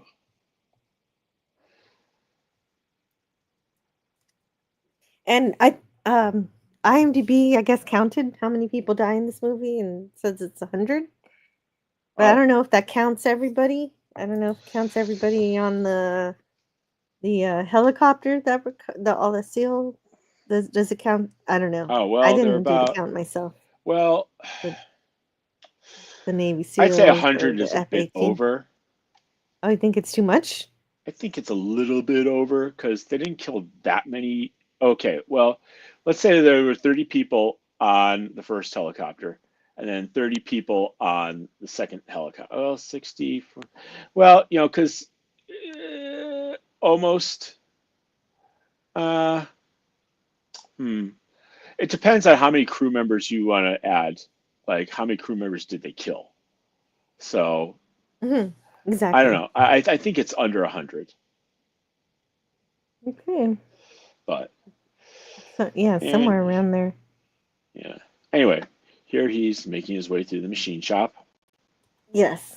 Yes. and Oh, there's a wicked kill here. yep, where he sends one guy into the bandsaw, but it's like Yes. he only breaks it. He only gets his arm. He doesn't like get any like really major arteries. So I guess maybe he was just debilitating him, yeah, and he uses the knife a lot. More knife fight because he's a cook, so he's got yep. to use the melee weapon. He's got his gabby wabby fighting style. Yeah, yeah. It's a lot of pushing, and a lot of shoving, a lot of Yep. some kicking, stabby stabs, and of course Stabby he just Abby. that one time where he just pushes that guy, and then it turns out to be a bandsaw. I actually did flinch at that because but he doesn't, like I Yeah, said, he well, doesn't completely sever anything. it's like, wait a second. You have wait a second. You're not dead. You have a shoulder injury. Come on. Brinkle Walker says he didn't want to mess up his kitchen floor. Well, this was the metal shop, so Yeah. anyway. Oh yeah, So that's right. This is the middle. Yeah, this is they're cutting beams here. This is the machine shop, yes. And Billy says, "Francois, put the money." Oh yeah, yeah, right. Okay, we're almost at the economics too. There's just a little more yep. action. There's a lot of action. Into the bandsaw with you. And here are the Navy SEALs. Yeah, yeah. They're supposed to be cavalry. Well, they're the reinforcements. Don't say cavalry, that's army. These are Navy SEAls.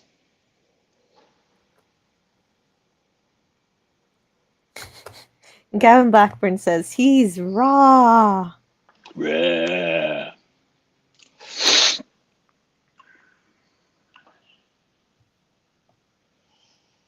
Kill's still here. That's good news. And right now, for some reason, Stranix is on the phone with a stockbroker. Yeah, exactly. Like, why is he with his agent over here? He's like, oh, he's already spending money. He's like, oh, I'll put the money in the Zurich bank. Whatever. I don't know what Yeah. he's doing. Call Chicago, sell everything we got in McGregor aircraft. That stock is going to go to hell when they find out He's what's happening here. crazy. He says he's Roadrunner, but it's very clear that he's actually Daffy Duck. Yep. Strike teams in range and lockdown. Kill him. No, not you, Francois. I'll put my accountant on the line. I'll give you all the numbers. Oh my God, why is he focusing on finances when they're trying to do all this other stuff? Time is money. Oh, of course. I mean, he's promised Krill $200 million. True. So Pitt locks on the seals, and unfortunately, they do take them down. Oh no, Flicker's But the plan system, has come about.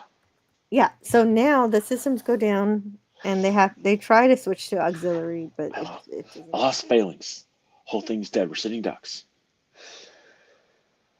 Now, Right. this is where Casey's plan begins to go awry because, well, he didn't think that maybe they have something called MANPAD, which is Man Portable Air Defense Device. Mhm.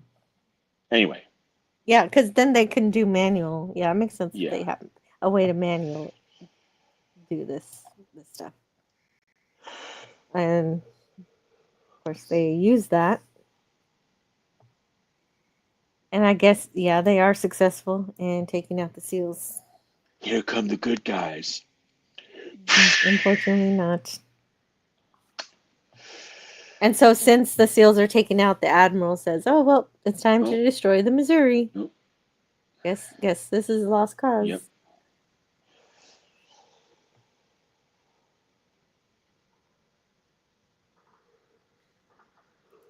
And Dahmer's still saying that they got to keep working on the crane, but I'm getting ahead of the slides because there's just so much actual. It's okay. There's all this action and stuff. You got to watch the movie for all the explosions and stuff that happens in this movie. We need more hands on deck. Help tie this sub up. Mm-hmm. More hands on deck would be good.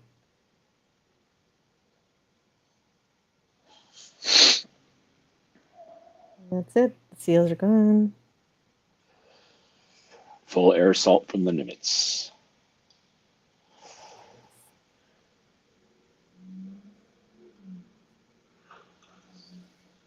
Yeah, okay. Now we're with Dahmer saying the crane isn't finished. And We got Billy another scolds- problem below decks. Yeah, Billy scolds Dahmer for not hiring Ryback. Yep. Why didn't you put him on our side? My goodness. Dahmer. Why didn't you hire this person?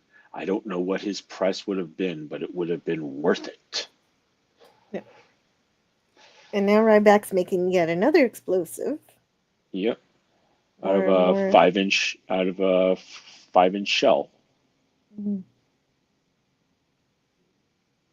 Yes, and recasing it to make it more portable, I suppose. Yep. It's a very delicate operation, clearly. Yes.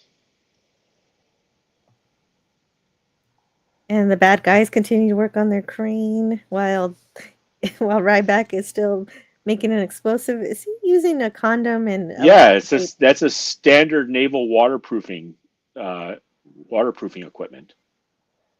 tape? Yeah, okay, fair enough. And of course, he's got to use a boiling pot of water because he's the chef, and so this recipe, the cookbook. Well, I He's think got what the he's cookbook. doing is he's using the steam to liquefy the explosive. Yes, that makes sense. Right, to turn it into a Newtonian liquid that he can use to put in the backpack. Yep. But someone sees him on the way. Oh wait, we're not almost there. Mm-hmm. Well, Dahmer's on his back from Yep. here on out for the rest of Dahmer's life. Yep. And so they start putting the nukes on the submarine.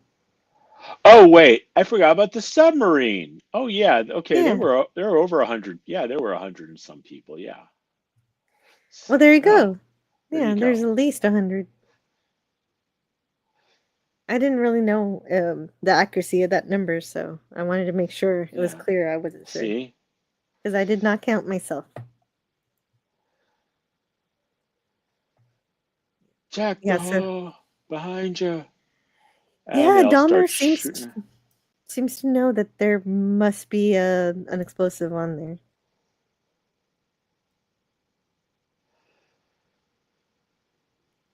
And because he's got the hustle there.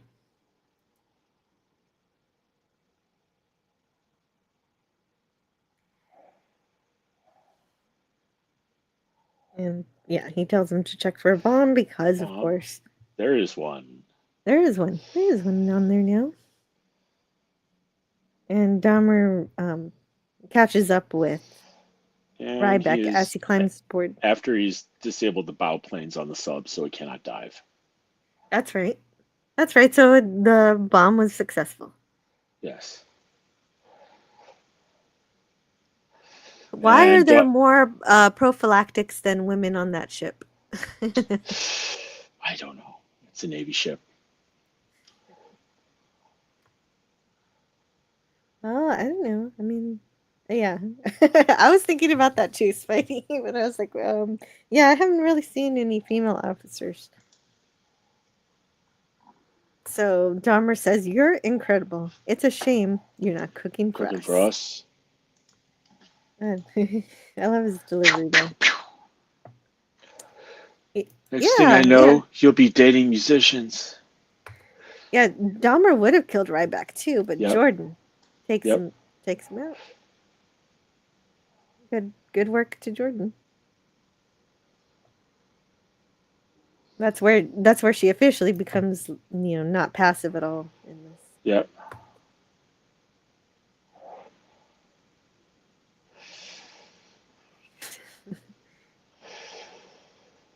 And Billy wants to know where Dahmer is, and one of his men Probably says, dead.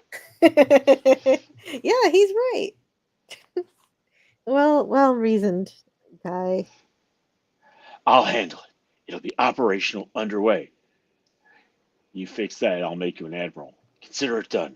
Where are you Oh going? yeah, Krill's got to fix the bow plane, and he'll Make be admiral Honolulu glow in the dark. Outstanding.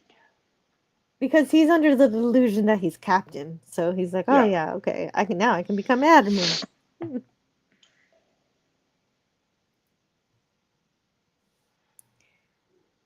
And so they're gonna fix He's it. an acetylene torch and a crowbar. Yeah. Arc welder also. Yep.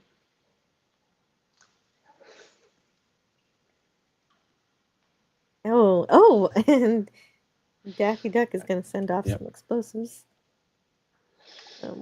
But first, before he is able to do that, Pitt has to bring back the weapon system, and Pitt There's is like, nothing to "Oh, say. Whatever can't they do did, it." they're smarter than I am. Everything's dead. It's hopeless. Nothing is hopeless. Take heart. Just give me a little more time. I'll figure it out. I like your attitude. Excellent. Yeah, yeah. Now he's willing to fix it. We never see what the solution is, but he does figure it out. He does what I do. I just keep on pressing buttons until something happens. I finally pressed this button and something happened. I would love if they said that. Make him understand. Where's Johnson? Oh yeah, because we totally skipped over it, but there's a person working on the submarine who cannot speak English, and Krill is very frustrated by this. We can't let them get away with this, says Tackman. What about those 5-inch guns? No good. We offloaded all the armor-piercing rounds in Hawaii. We got starbursts. And then he turns around and says, "Ba-ba-ba, Callaway, gunner's mate. Yeah, Chief. You see those? We still got shells for those." Yep. And so they work on that. The Ryback and Callaway work on loading those shells. While Mr. Pitt gets the weapon system back up. Yes. Somehow. He pushed the right golden ticket. It was the last button he tried. Yeah, I love this. This is just a great scene because it is fairly accurate.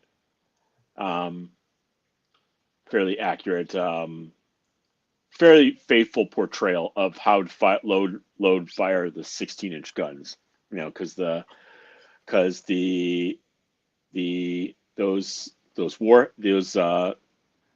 shells are separate from the gunpowder, which come up from it's yeah. Mm-hmm. Yeah, it looks pretty real to me. So yeah, and it looked great. And they load that up. Oh, Tyron Lethbridge is here. Hey. Hello, Tyron. How are we all today? Rennie also says to say good day, but she is busy working right now. Oh, hello, Rennie, too. And of Guys? course, Erica Eleniak raises it. Wait, but if we blow up the sub, won't the nukes go? No, it doesn't work like that. They're not going to they're not going to just detonate, which is true because they have to be armed and safety. They have to be released from safety and all that good stuff. So Interesting. Yeah, I like that line too. That was a good one. And so Krill continues to work on the sub because he doesn't think the good guys have any shells. He thinks it's just starburst. yeah. And how negligent can you be? It's like to not know what's on your own ship, man. Yeah, that is pretty bad. The XO should know what's going on. Yeah.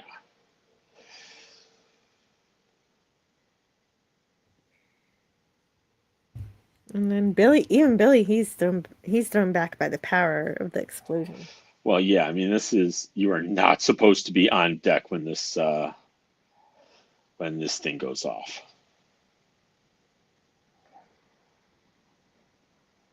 You could never hear again after that day. Yep. They're reloading right now. Oh, and it looks like he got it fixed. Yes. Yeah. Even with the explosion from the weapon, he keeps working and he gets it fixed. He's of course very proud of himself, and they start working on getting the sub going. But meanwhile, Ryback is sending another shell to hit the submarine. It's working. Ryback is gone. Let's see. Oh yeah, he's so proud of himself. Yep.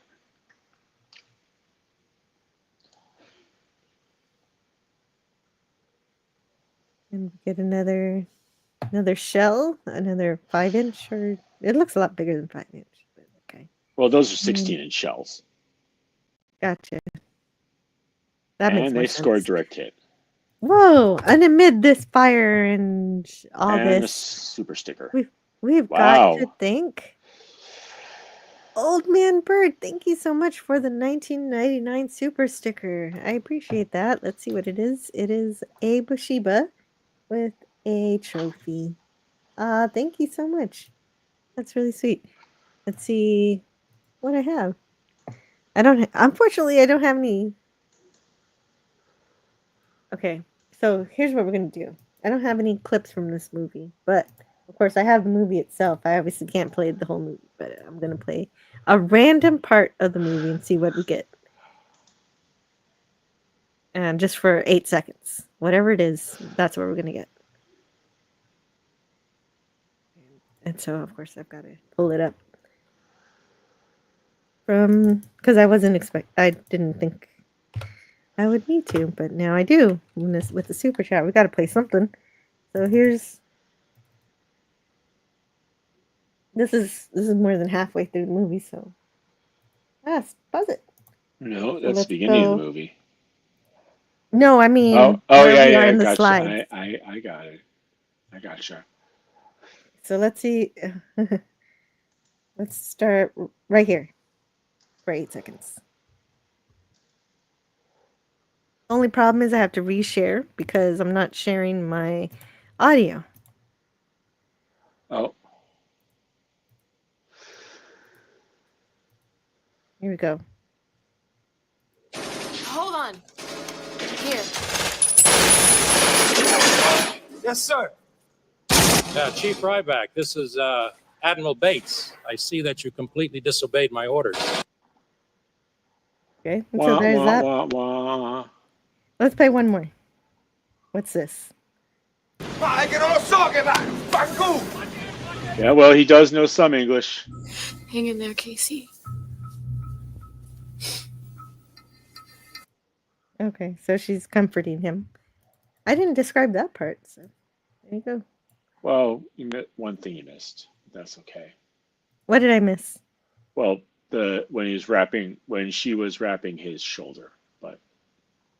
Oh, okay. Anyway. I want to see that. We can play it. No,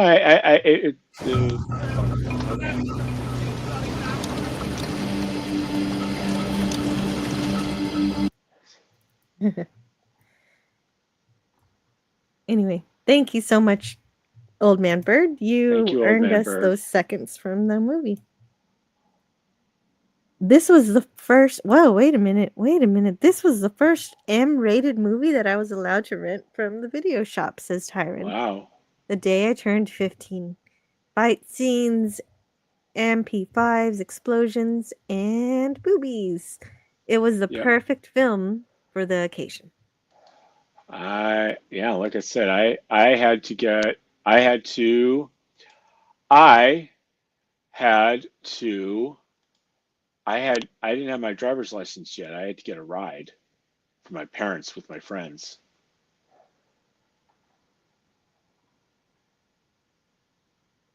So Not gonna detonate it. Just sink with the sun. All right, now lower the cradle. Cradle lowered. All right, now. That's fun. When they're doing all that stuff. Hey, oh, right. I need to open the slides again. But okay, hold on. Just a second. Let me open the slides. Hope it'll remember where I am if I open it like this. fingers Can you go crossed. back right where we were? Oh yeah, that's where the sub gets hit. Okay.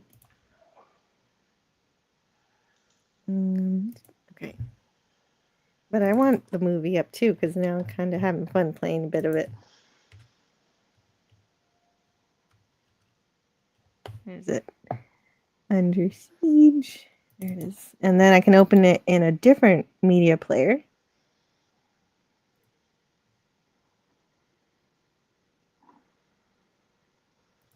Let's take that away. Now we're going to go back to the slides. Okay. Well, I can't wait to see you, man, says Tyron to Canadian Spider-Man. Oh, that's right. Canadian Spider-Man is talking about the future, where he might be coming. He's coming to Texas. Hopefully, yeah, that would be amazing. When is that? I'm not sure. Sometime in October. Oh, okay. I'm not very certain about anything yet. Hmm. Old Man Bird says Max Redstone had an action-packed pick. I know, right? It's just fire right now on the screen. All right, let's move on. And they hit the submarine, so they achieved their objective to sink the sub. Yep. And hugs and happiness all around. Their victory. Yeah, and things are falling apart for Stranix. Billy isn't a happy boy. Daffy Duck, Porky Pig. He starts naming all these cartoons. For example, remember those two little shrimps coming in, riding seahorses? Little chaps, little pistols. Rescue that lobster from the Swedish cook. Funniest thing I ever saw in my life.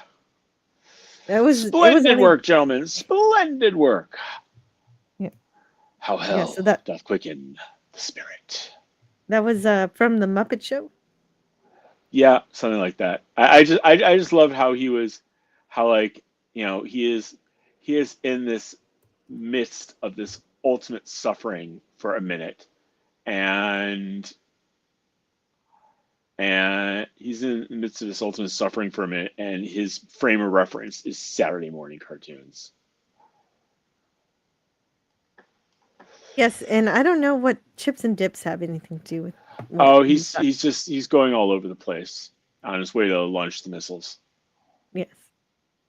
Yeah, he's Daffy Duck, and so he launches the missiles, the nuclear missiles to Hawaii. Oh yeah, and he does it while saying the little nursery rhyme that you play with your babies with their toes. This little piggy went to market. This little piggy stayed home. This little piggy. But then he cuts it off and says, "Oh, mama. Oh, mama. Wee. He forgot all the toes. He didn't get them all. Well, when you have nuclear weapons, you don't need all the toes. I guess so. And he's totally demented. So he launches a couple tomahawks.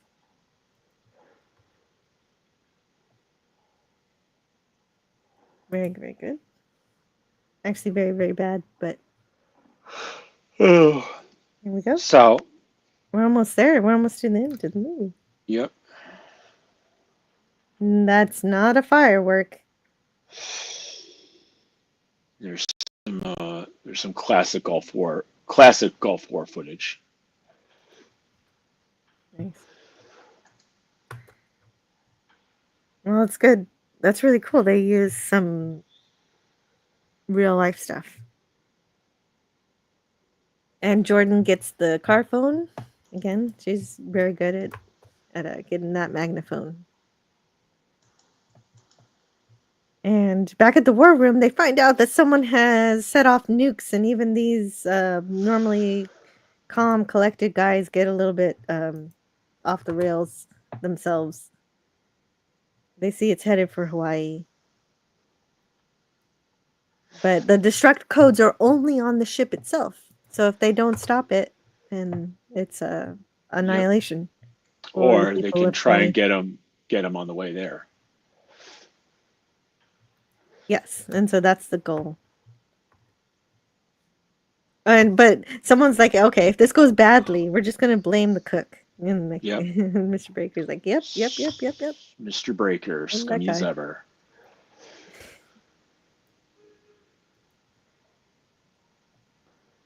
Sometimes I noticed in this movie he uses arm wrestling. He does some arm wrestling with the guys.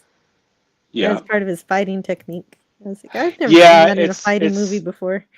Well, if you see some of his Aikido videos where he's like throwing people around, it's kind of like cooperative, because like Aikido apparently, from what I've heard, not an authority on the subject. Aikido is something where you would be fighting guys with your hands, where you'd be fighting guys with samurai swords with your hands. So. Mm-hmm. Well, the good guys are also doing a great job shooting down the bad guys. So right here. Yeah. Right here. His fight with Wave. Oh yes. The penultimate bad guy. Wave. Stranix's personal assistant. Mm-hmm. And he is going to reach in and, in a move more akin to Rambo than Seagal, is going to rip out his throat. He looks like he's actually having fun though. Yep. Callaway Gunner's Mate, second class. Reliving the old days. Reliving the old glory days. Apparently. So they make it up to the magnaphone. Do their stuff. And that where go back to Seagal for a sec. When he tears out Wave's throat, when he reaches down and tears out Wave's throat, this is the peak, the apex. This is the apogee of Steven Seagal's career. All the four movies that he's done, the 4 prior years, all of it has led up to this. He will never be higher than he is right here, right now. This is the peak of Steven Seagal's career. Oh man, do you have a timestamp in the movie for that one? Hold on. Let me look.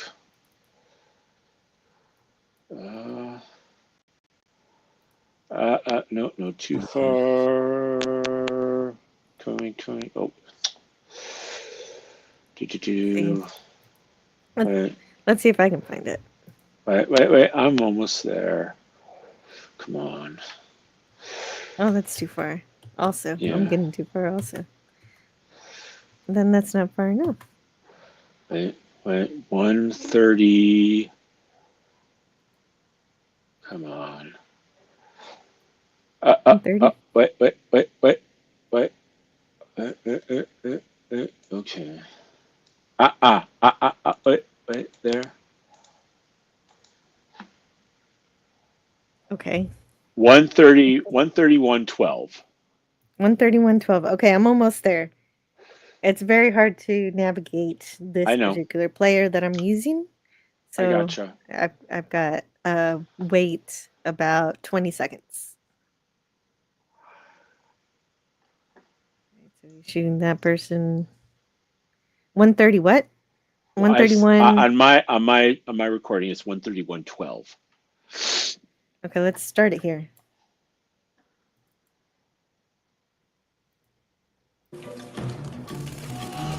Oh. Oh. That was it? No. Oh, he's gonna. There. Here we go.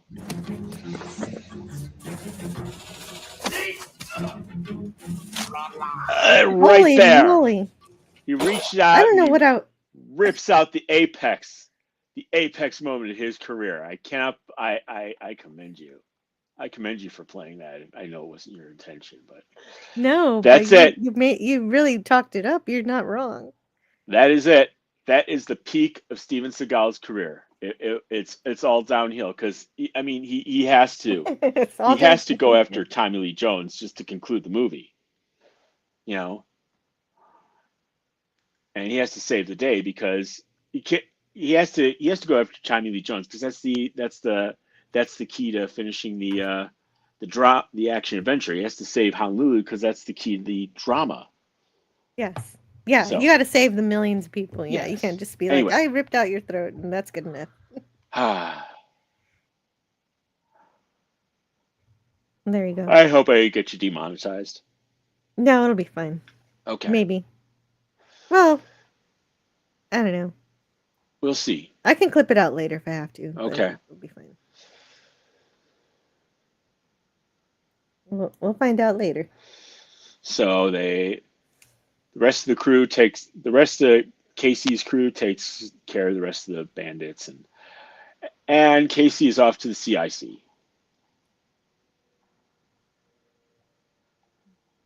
Oh yeah. And of course he gets caught up. Billy catches up to him. Yep. But okay, so this is where I was. This is where I'm kind of confused. It says, yeah, Ryback remembers Billy from somewhere. Yeah, like but you never find out. You don't know if if he was just an operator, and if he's an operator and they cross paths along the way, or maybe he was the commanding officer that one time. But you don't find out. You do know that they know each other, that they're familiar with each other. Oh yeah, I mean it's a mystery. Yeah. All right. So there's no way. Billy's saying there's no way to detonate the nukes, but of course. Sit down. That's what he wants him to two think. missiles speeding their way to the sunny Aloha State turnaround. I have the key. The lock is broken. Sit down. You don't watch the end of the world on television, my man. Behold my finest work. It says it'd be a shame to kill you. And Ryback wants to know why Billy is so crazy. Because he is sick of coming up with last-minute solutions to problems created by other freaking people. Oh, this is kind of some bad dialogue. Yeah, well, it's got to be wrapped up. It's your pitiful antics won't change a thing. You and we're puppets in the same sick play.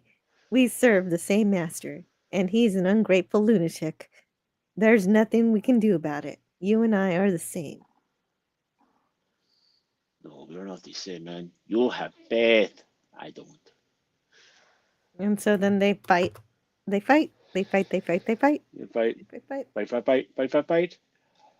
It's the Ryback and Stranix show. You know, I mean, I'm glad at least they let Stranix get in like one thing over his eyebrow. You know. Mm-hmm. Okay, well, it had to look. It seems like what's the deal with this fight scene? It's kind of a little. It's kind of like the Steven Seagal girly whirly style. You know. It's like Aikido, but I don't know. It's really not. Well, okay. I don't know. I've never talked to anyone who is trained as a knife fighter, so I couldn't say how faithful it is or not. So They both end up with the knife, yes, but Ryback, of course, gets ends up blinding him with just his fingers, with one of his just the eyes. thumb, just the thumb, and he dies a rock and roll death. Yeah, right. Oh my god, I kind of made Keep it the blurry as faith, possible. Stranix. Yeah, that's exactly where he says that. It's kind of because he's got to defeat him. I mean, it's a bit of a Peter Griffin line in hindsight. Yeah, no, the Keep the dialogue faith. in the fight the dialogue in the fight scene is terrible. No, but he gets the disc to turn off to disable the weapon. And airplane, the F-18 is able to destroy one of the tomahawks. And One of them. Ryback has to destroy the other one. Yep. To destruct the weapon. And it's great. It's nice music. They really do like build up to it here. Oh, the music. Do do do do do do Music. do do. The score. The score is At this done by point. Gary Chang. Chang. Yep. Who's actually an instructor at Ben and Mai's alma mater, Columbia College. Oh, right. You mean Cinema Gold? Yes. Oh, right. Yeah, I forgot you guys went to the same school. Yep. But it's successful. And everybody's happy. Good man, Ryback. Good man, Ryback. Yeah, pretty much. This is the happy ending.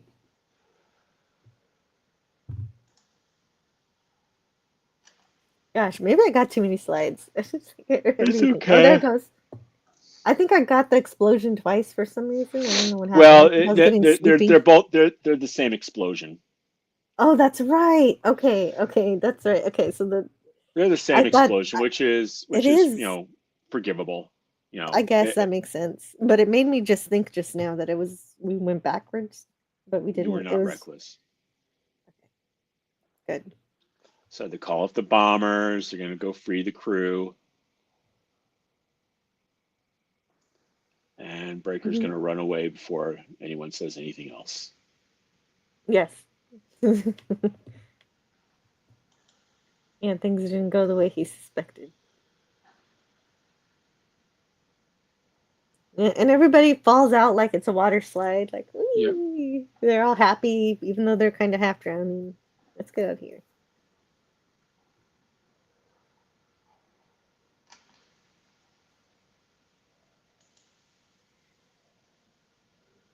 And, well, no, this is just the end of the video game. This is the conclusion. This is the conclusion of the World War II part of the movie. Well, Ryback wants to go swimming. I know he's supposed to be talking to Jordan, but he isn't really looking at her, and she isn't looking at him. And I'm like, what? This is weird. That's kind of messed up. Show me a move. And then they kiss for some reason. Yeah. They had no romantic chemistry the entire movie, and then suddenly they're kissing. Yep. All of a sudden, it's like, hey, that's sexual harassment. Chief, what the hell? What the hell, Chief? That would have been funny if everybody was offended. Anyway. We get some majestic shots of the ship. It's the end of the movie. I'm on the phone. Oh. Yeah. So. Oh, you're on the phone? Yeah. This is, and this is the actual ship steaming into San Francisco Bay. Yeah, with all those other ships and boats greeting it. And they have a funeral for the captain. Yep. And I'm sure also the rest of the crew, Yeah. the other 100 people at some point. I just gotta say, there's a one shot where I don't know if it's like the guy center left. He's got his jacket unbuttoned. That's just sloppy. Oh, I see. I'd never noticed that before. You watch Yeah. this movie so many times Yeah. that that's where you get to, where you notice somebody didn't dress properly. Exactly. I was so distracted. I thought it was cute that Jordan was wearing something, Well, even though she's not an wearing officer. something. She was wearing something like formal. So, Yeah. but And then it Yeah. talks. That's the last shot, and then there's one thing after the credits. yeah, at the end, they say it was that the ship was retired to Bremerton, Washington, which is true at the time, but it was then later moved to stand guard eternally over the USS Arizona in Pearl Harbor, which is where it is now. So we return to this location. And then, of course, we get the credits of all the actors in this movie.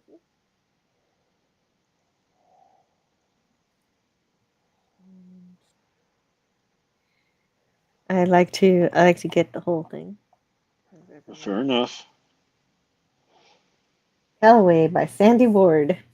Yep. Who's cool.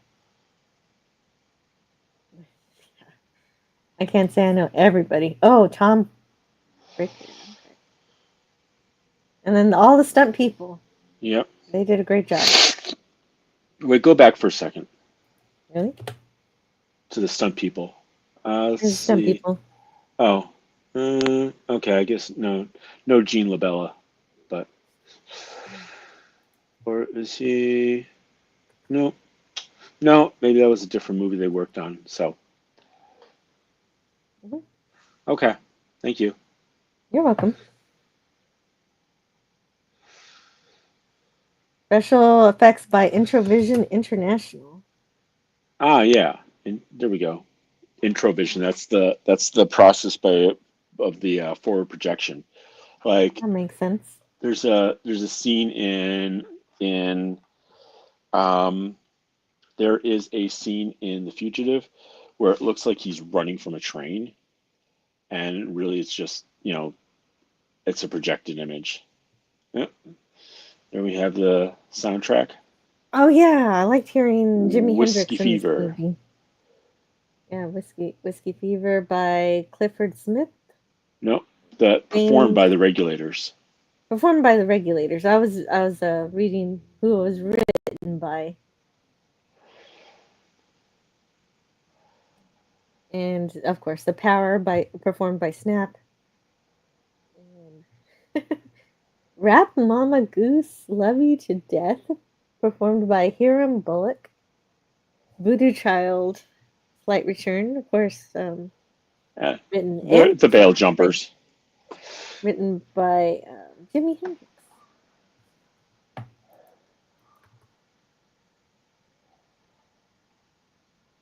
I like looking at the music stuff. Sea of Blues.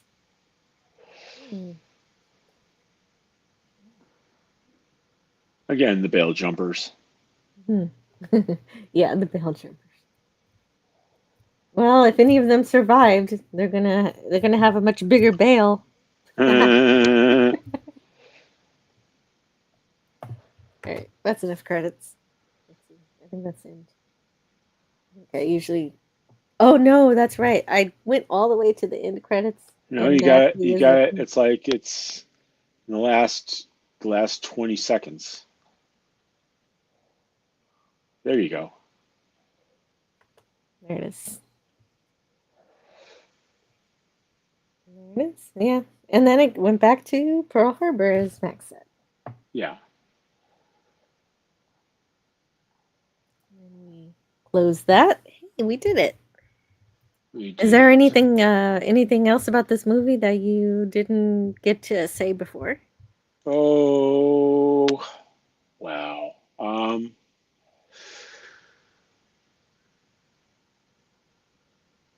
You know what? I've said plenty. You know, I've said plenty. I've gotten to point out the what I believe is the the pinnacle of Steven Seagal's career. We don't need to jump down we don't need to jump down the rabbit hole that is Steven Seagal or Steven Seagal anymore. Yeah, we don't have to worry about what he did later. Nope. And this was the last thing he ever did, and everybody was happy. I'm okay with that for now. At least for today. And well, because I wasn't able to look at all this stuff. So I'm checking to see if there's anything interesting here. It says actor Richard Andrew Jones, who played Mr. Pitt, was a drama teacher at Robert E. Lee High School. Oh.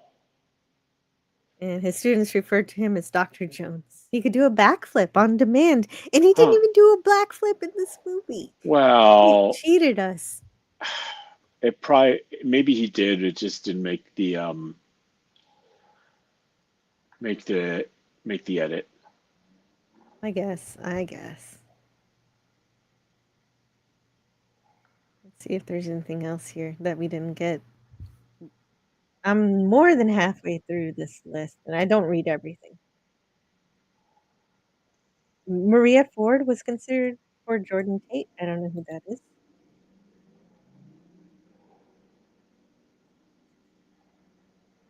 Burlesque. Okay, makes sense.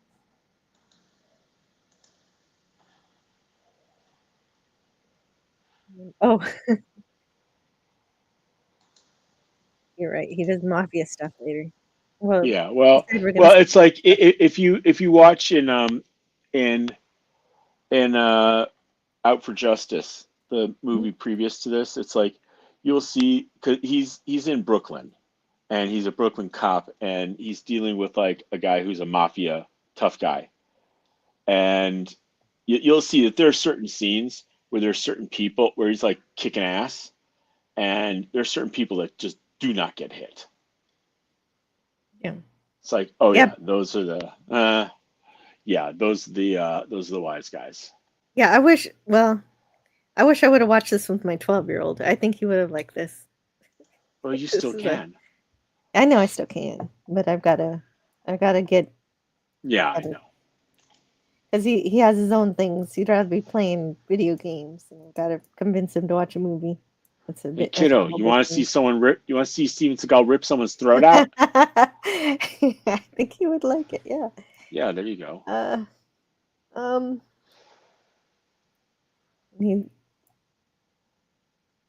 The cook's a seal. No, okay, yeah, that's one of the lines. Oh, I forgot about that line. We didn't say that line. That would have been. Gosh darn cook's a seal. Well, yeah, I'm just looking here. Some people posting their favorite lines. Take my pies out of the oven.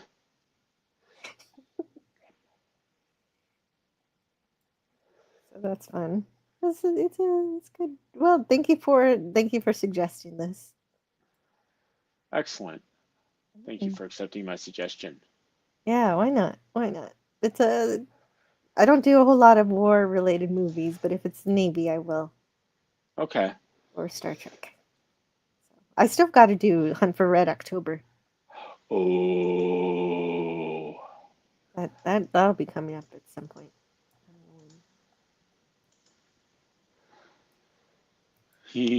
Nice. I don't know. I don't think this is the best movie or anything, but I think it's kind of dumb, but I really, really like it anyway. Well, you kind of have to understand it. Yeah, Steven Seagal was a bit of a cultural phenomenon back in the day. Mm-hmm. A bit of a cultural phenomenon. Gotcha. And then we found out what Chazwazer he was. Mm-hmm. Well, there you go. But it's pretty fun. So that makes up for it. And I guess I guess it's kind of charming in that way. Well, it's the 90s. 1990s. And it's just a fun action movie with really good villains. Like the villains are Yeah. way better actors than Steven Seagal is. Yeah, and there's they spend more time. They spend more time. They spend more time doing. I sorry. Tommy Lee Jones, I think, gets more screen time than Seagal. But that actually works because Tommy Lee Jones is just a better actor. Yeah. Well, and if you need to see Gary Busey in a dress, this is your movie. Yep. There you go. So there you are. I guess that's good enough. I don't know why I'm ending on that, but I do have to go. Okay. So Tyron Lethbridge says Tommy Lee Jones is a Texan too. And he was Al Gore's roommate at Harvard. Make that what you will. Okay. They invented the internet together. I don't think either of them invented No, the of course, internet, of course he didn't know it's. but I know. Franco Walker says that was great. Thank you, Jill and Max. You're And one of welcome. the stuntmen's name is Dick Hancock. I'm sure he had an interesting adolescence. I'm sure that's a screen name. Franco Walker says, please subscribe, hit the bell, share, hit like, and select live chat. That would be great. Let's see if we got to 1380. No, we didn't.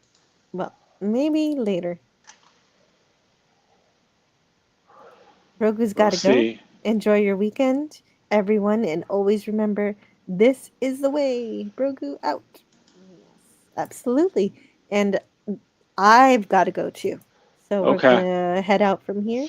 Hope you guys had fun with the Navy movie, Battleship movie. We'll continue the Battleship fun on the 29th with Canadian Spider-Man. And anyone who wants to join us to talk about a movie called Battleship based on the board game. Yeah, it's all you guys. Battleship. Hey, but it has aliens, so I mean, I want to see the aliens. Yeah, so me and Spidey will talk about it. That's all y'all's. Okay, great. So I'll see you guys next time. Where are my closing videos? Why won't it? It won't. StreamYard won't switch brands on me, so now I've got to drop out, and I'll come back in, and it'll work. So don't go anywhere, anybody.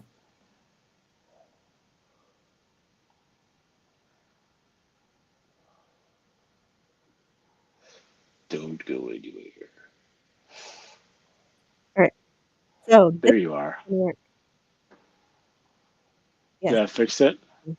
Yeah, I fixed it, but it's ridiculous. I had to drop out to be able to. Yeah, I know. StreamYard, why you? Okay, I need to rip StreamYard, throw it out. But for now, I hope everybody has a fantastic weekend and does something good, maybe something different you've never tried before. Have fun. And I'll see you all next time. All right. See ya.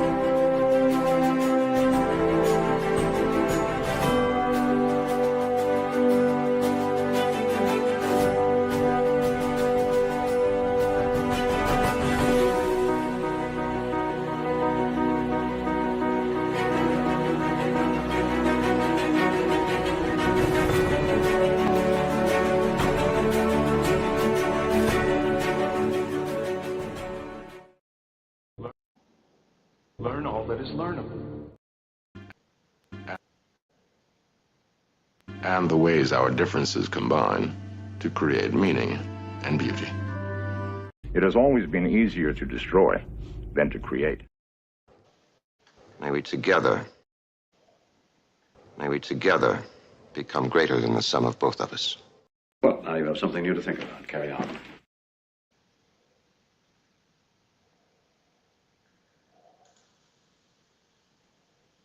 See you around the galaxy.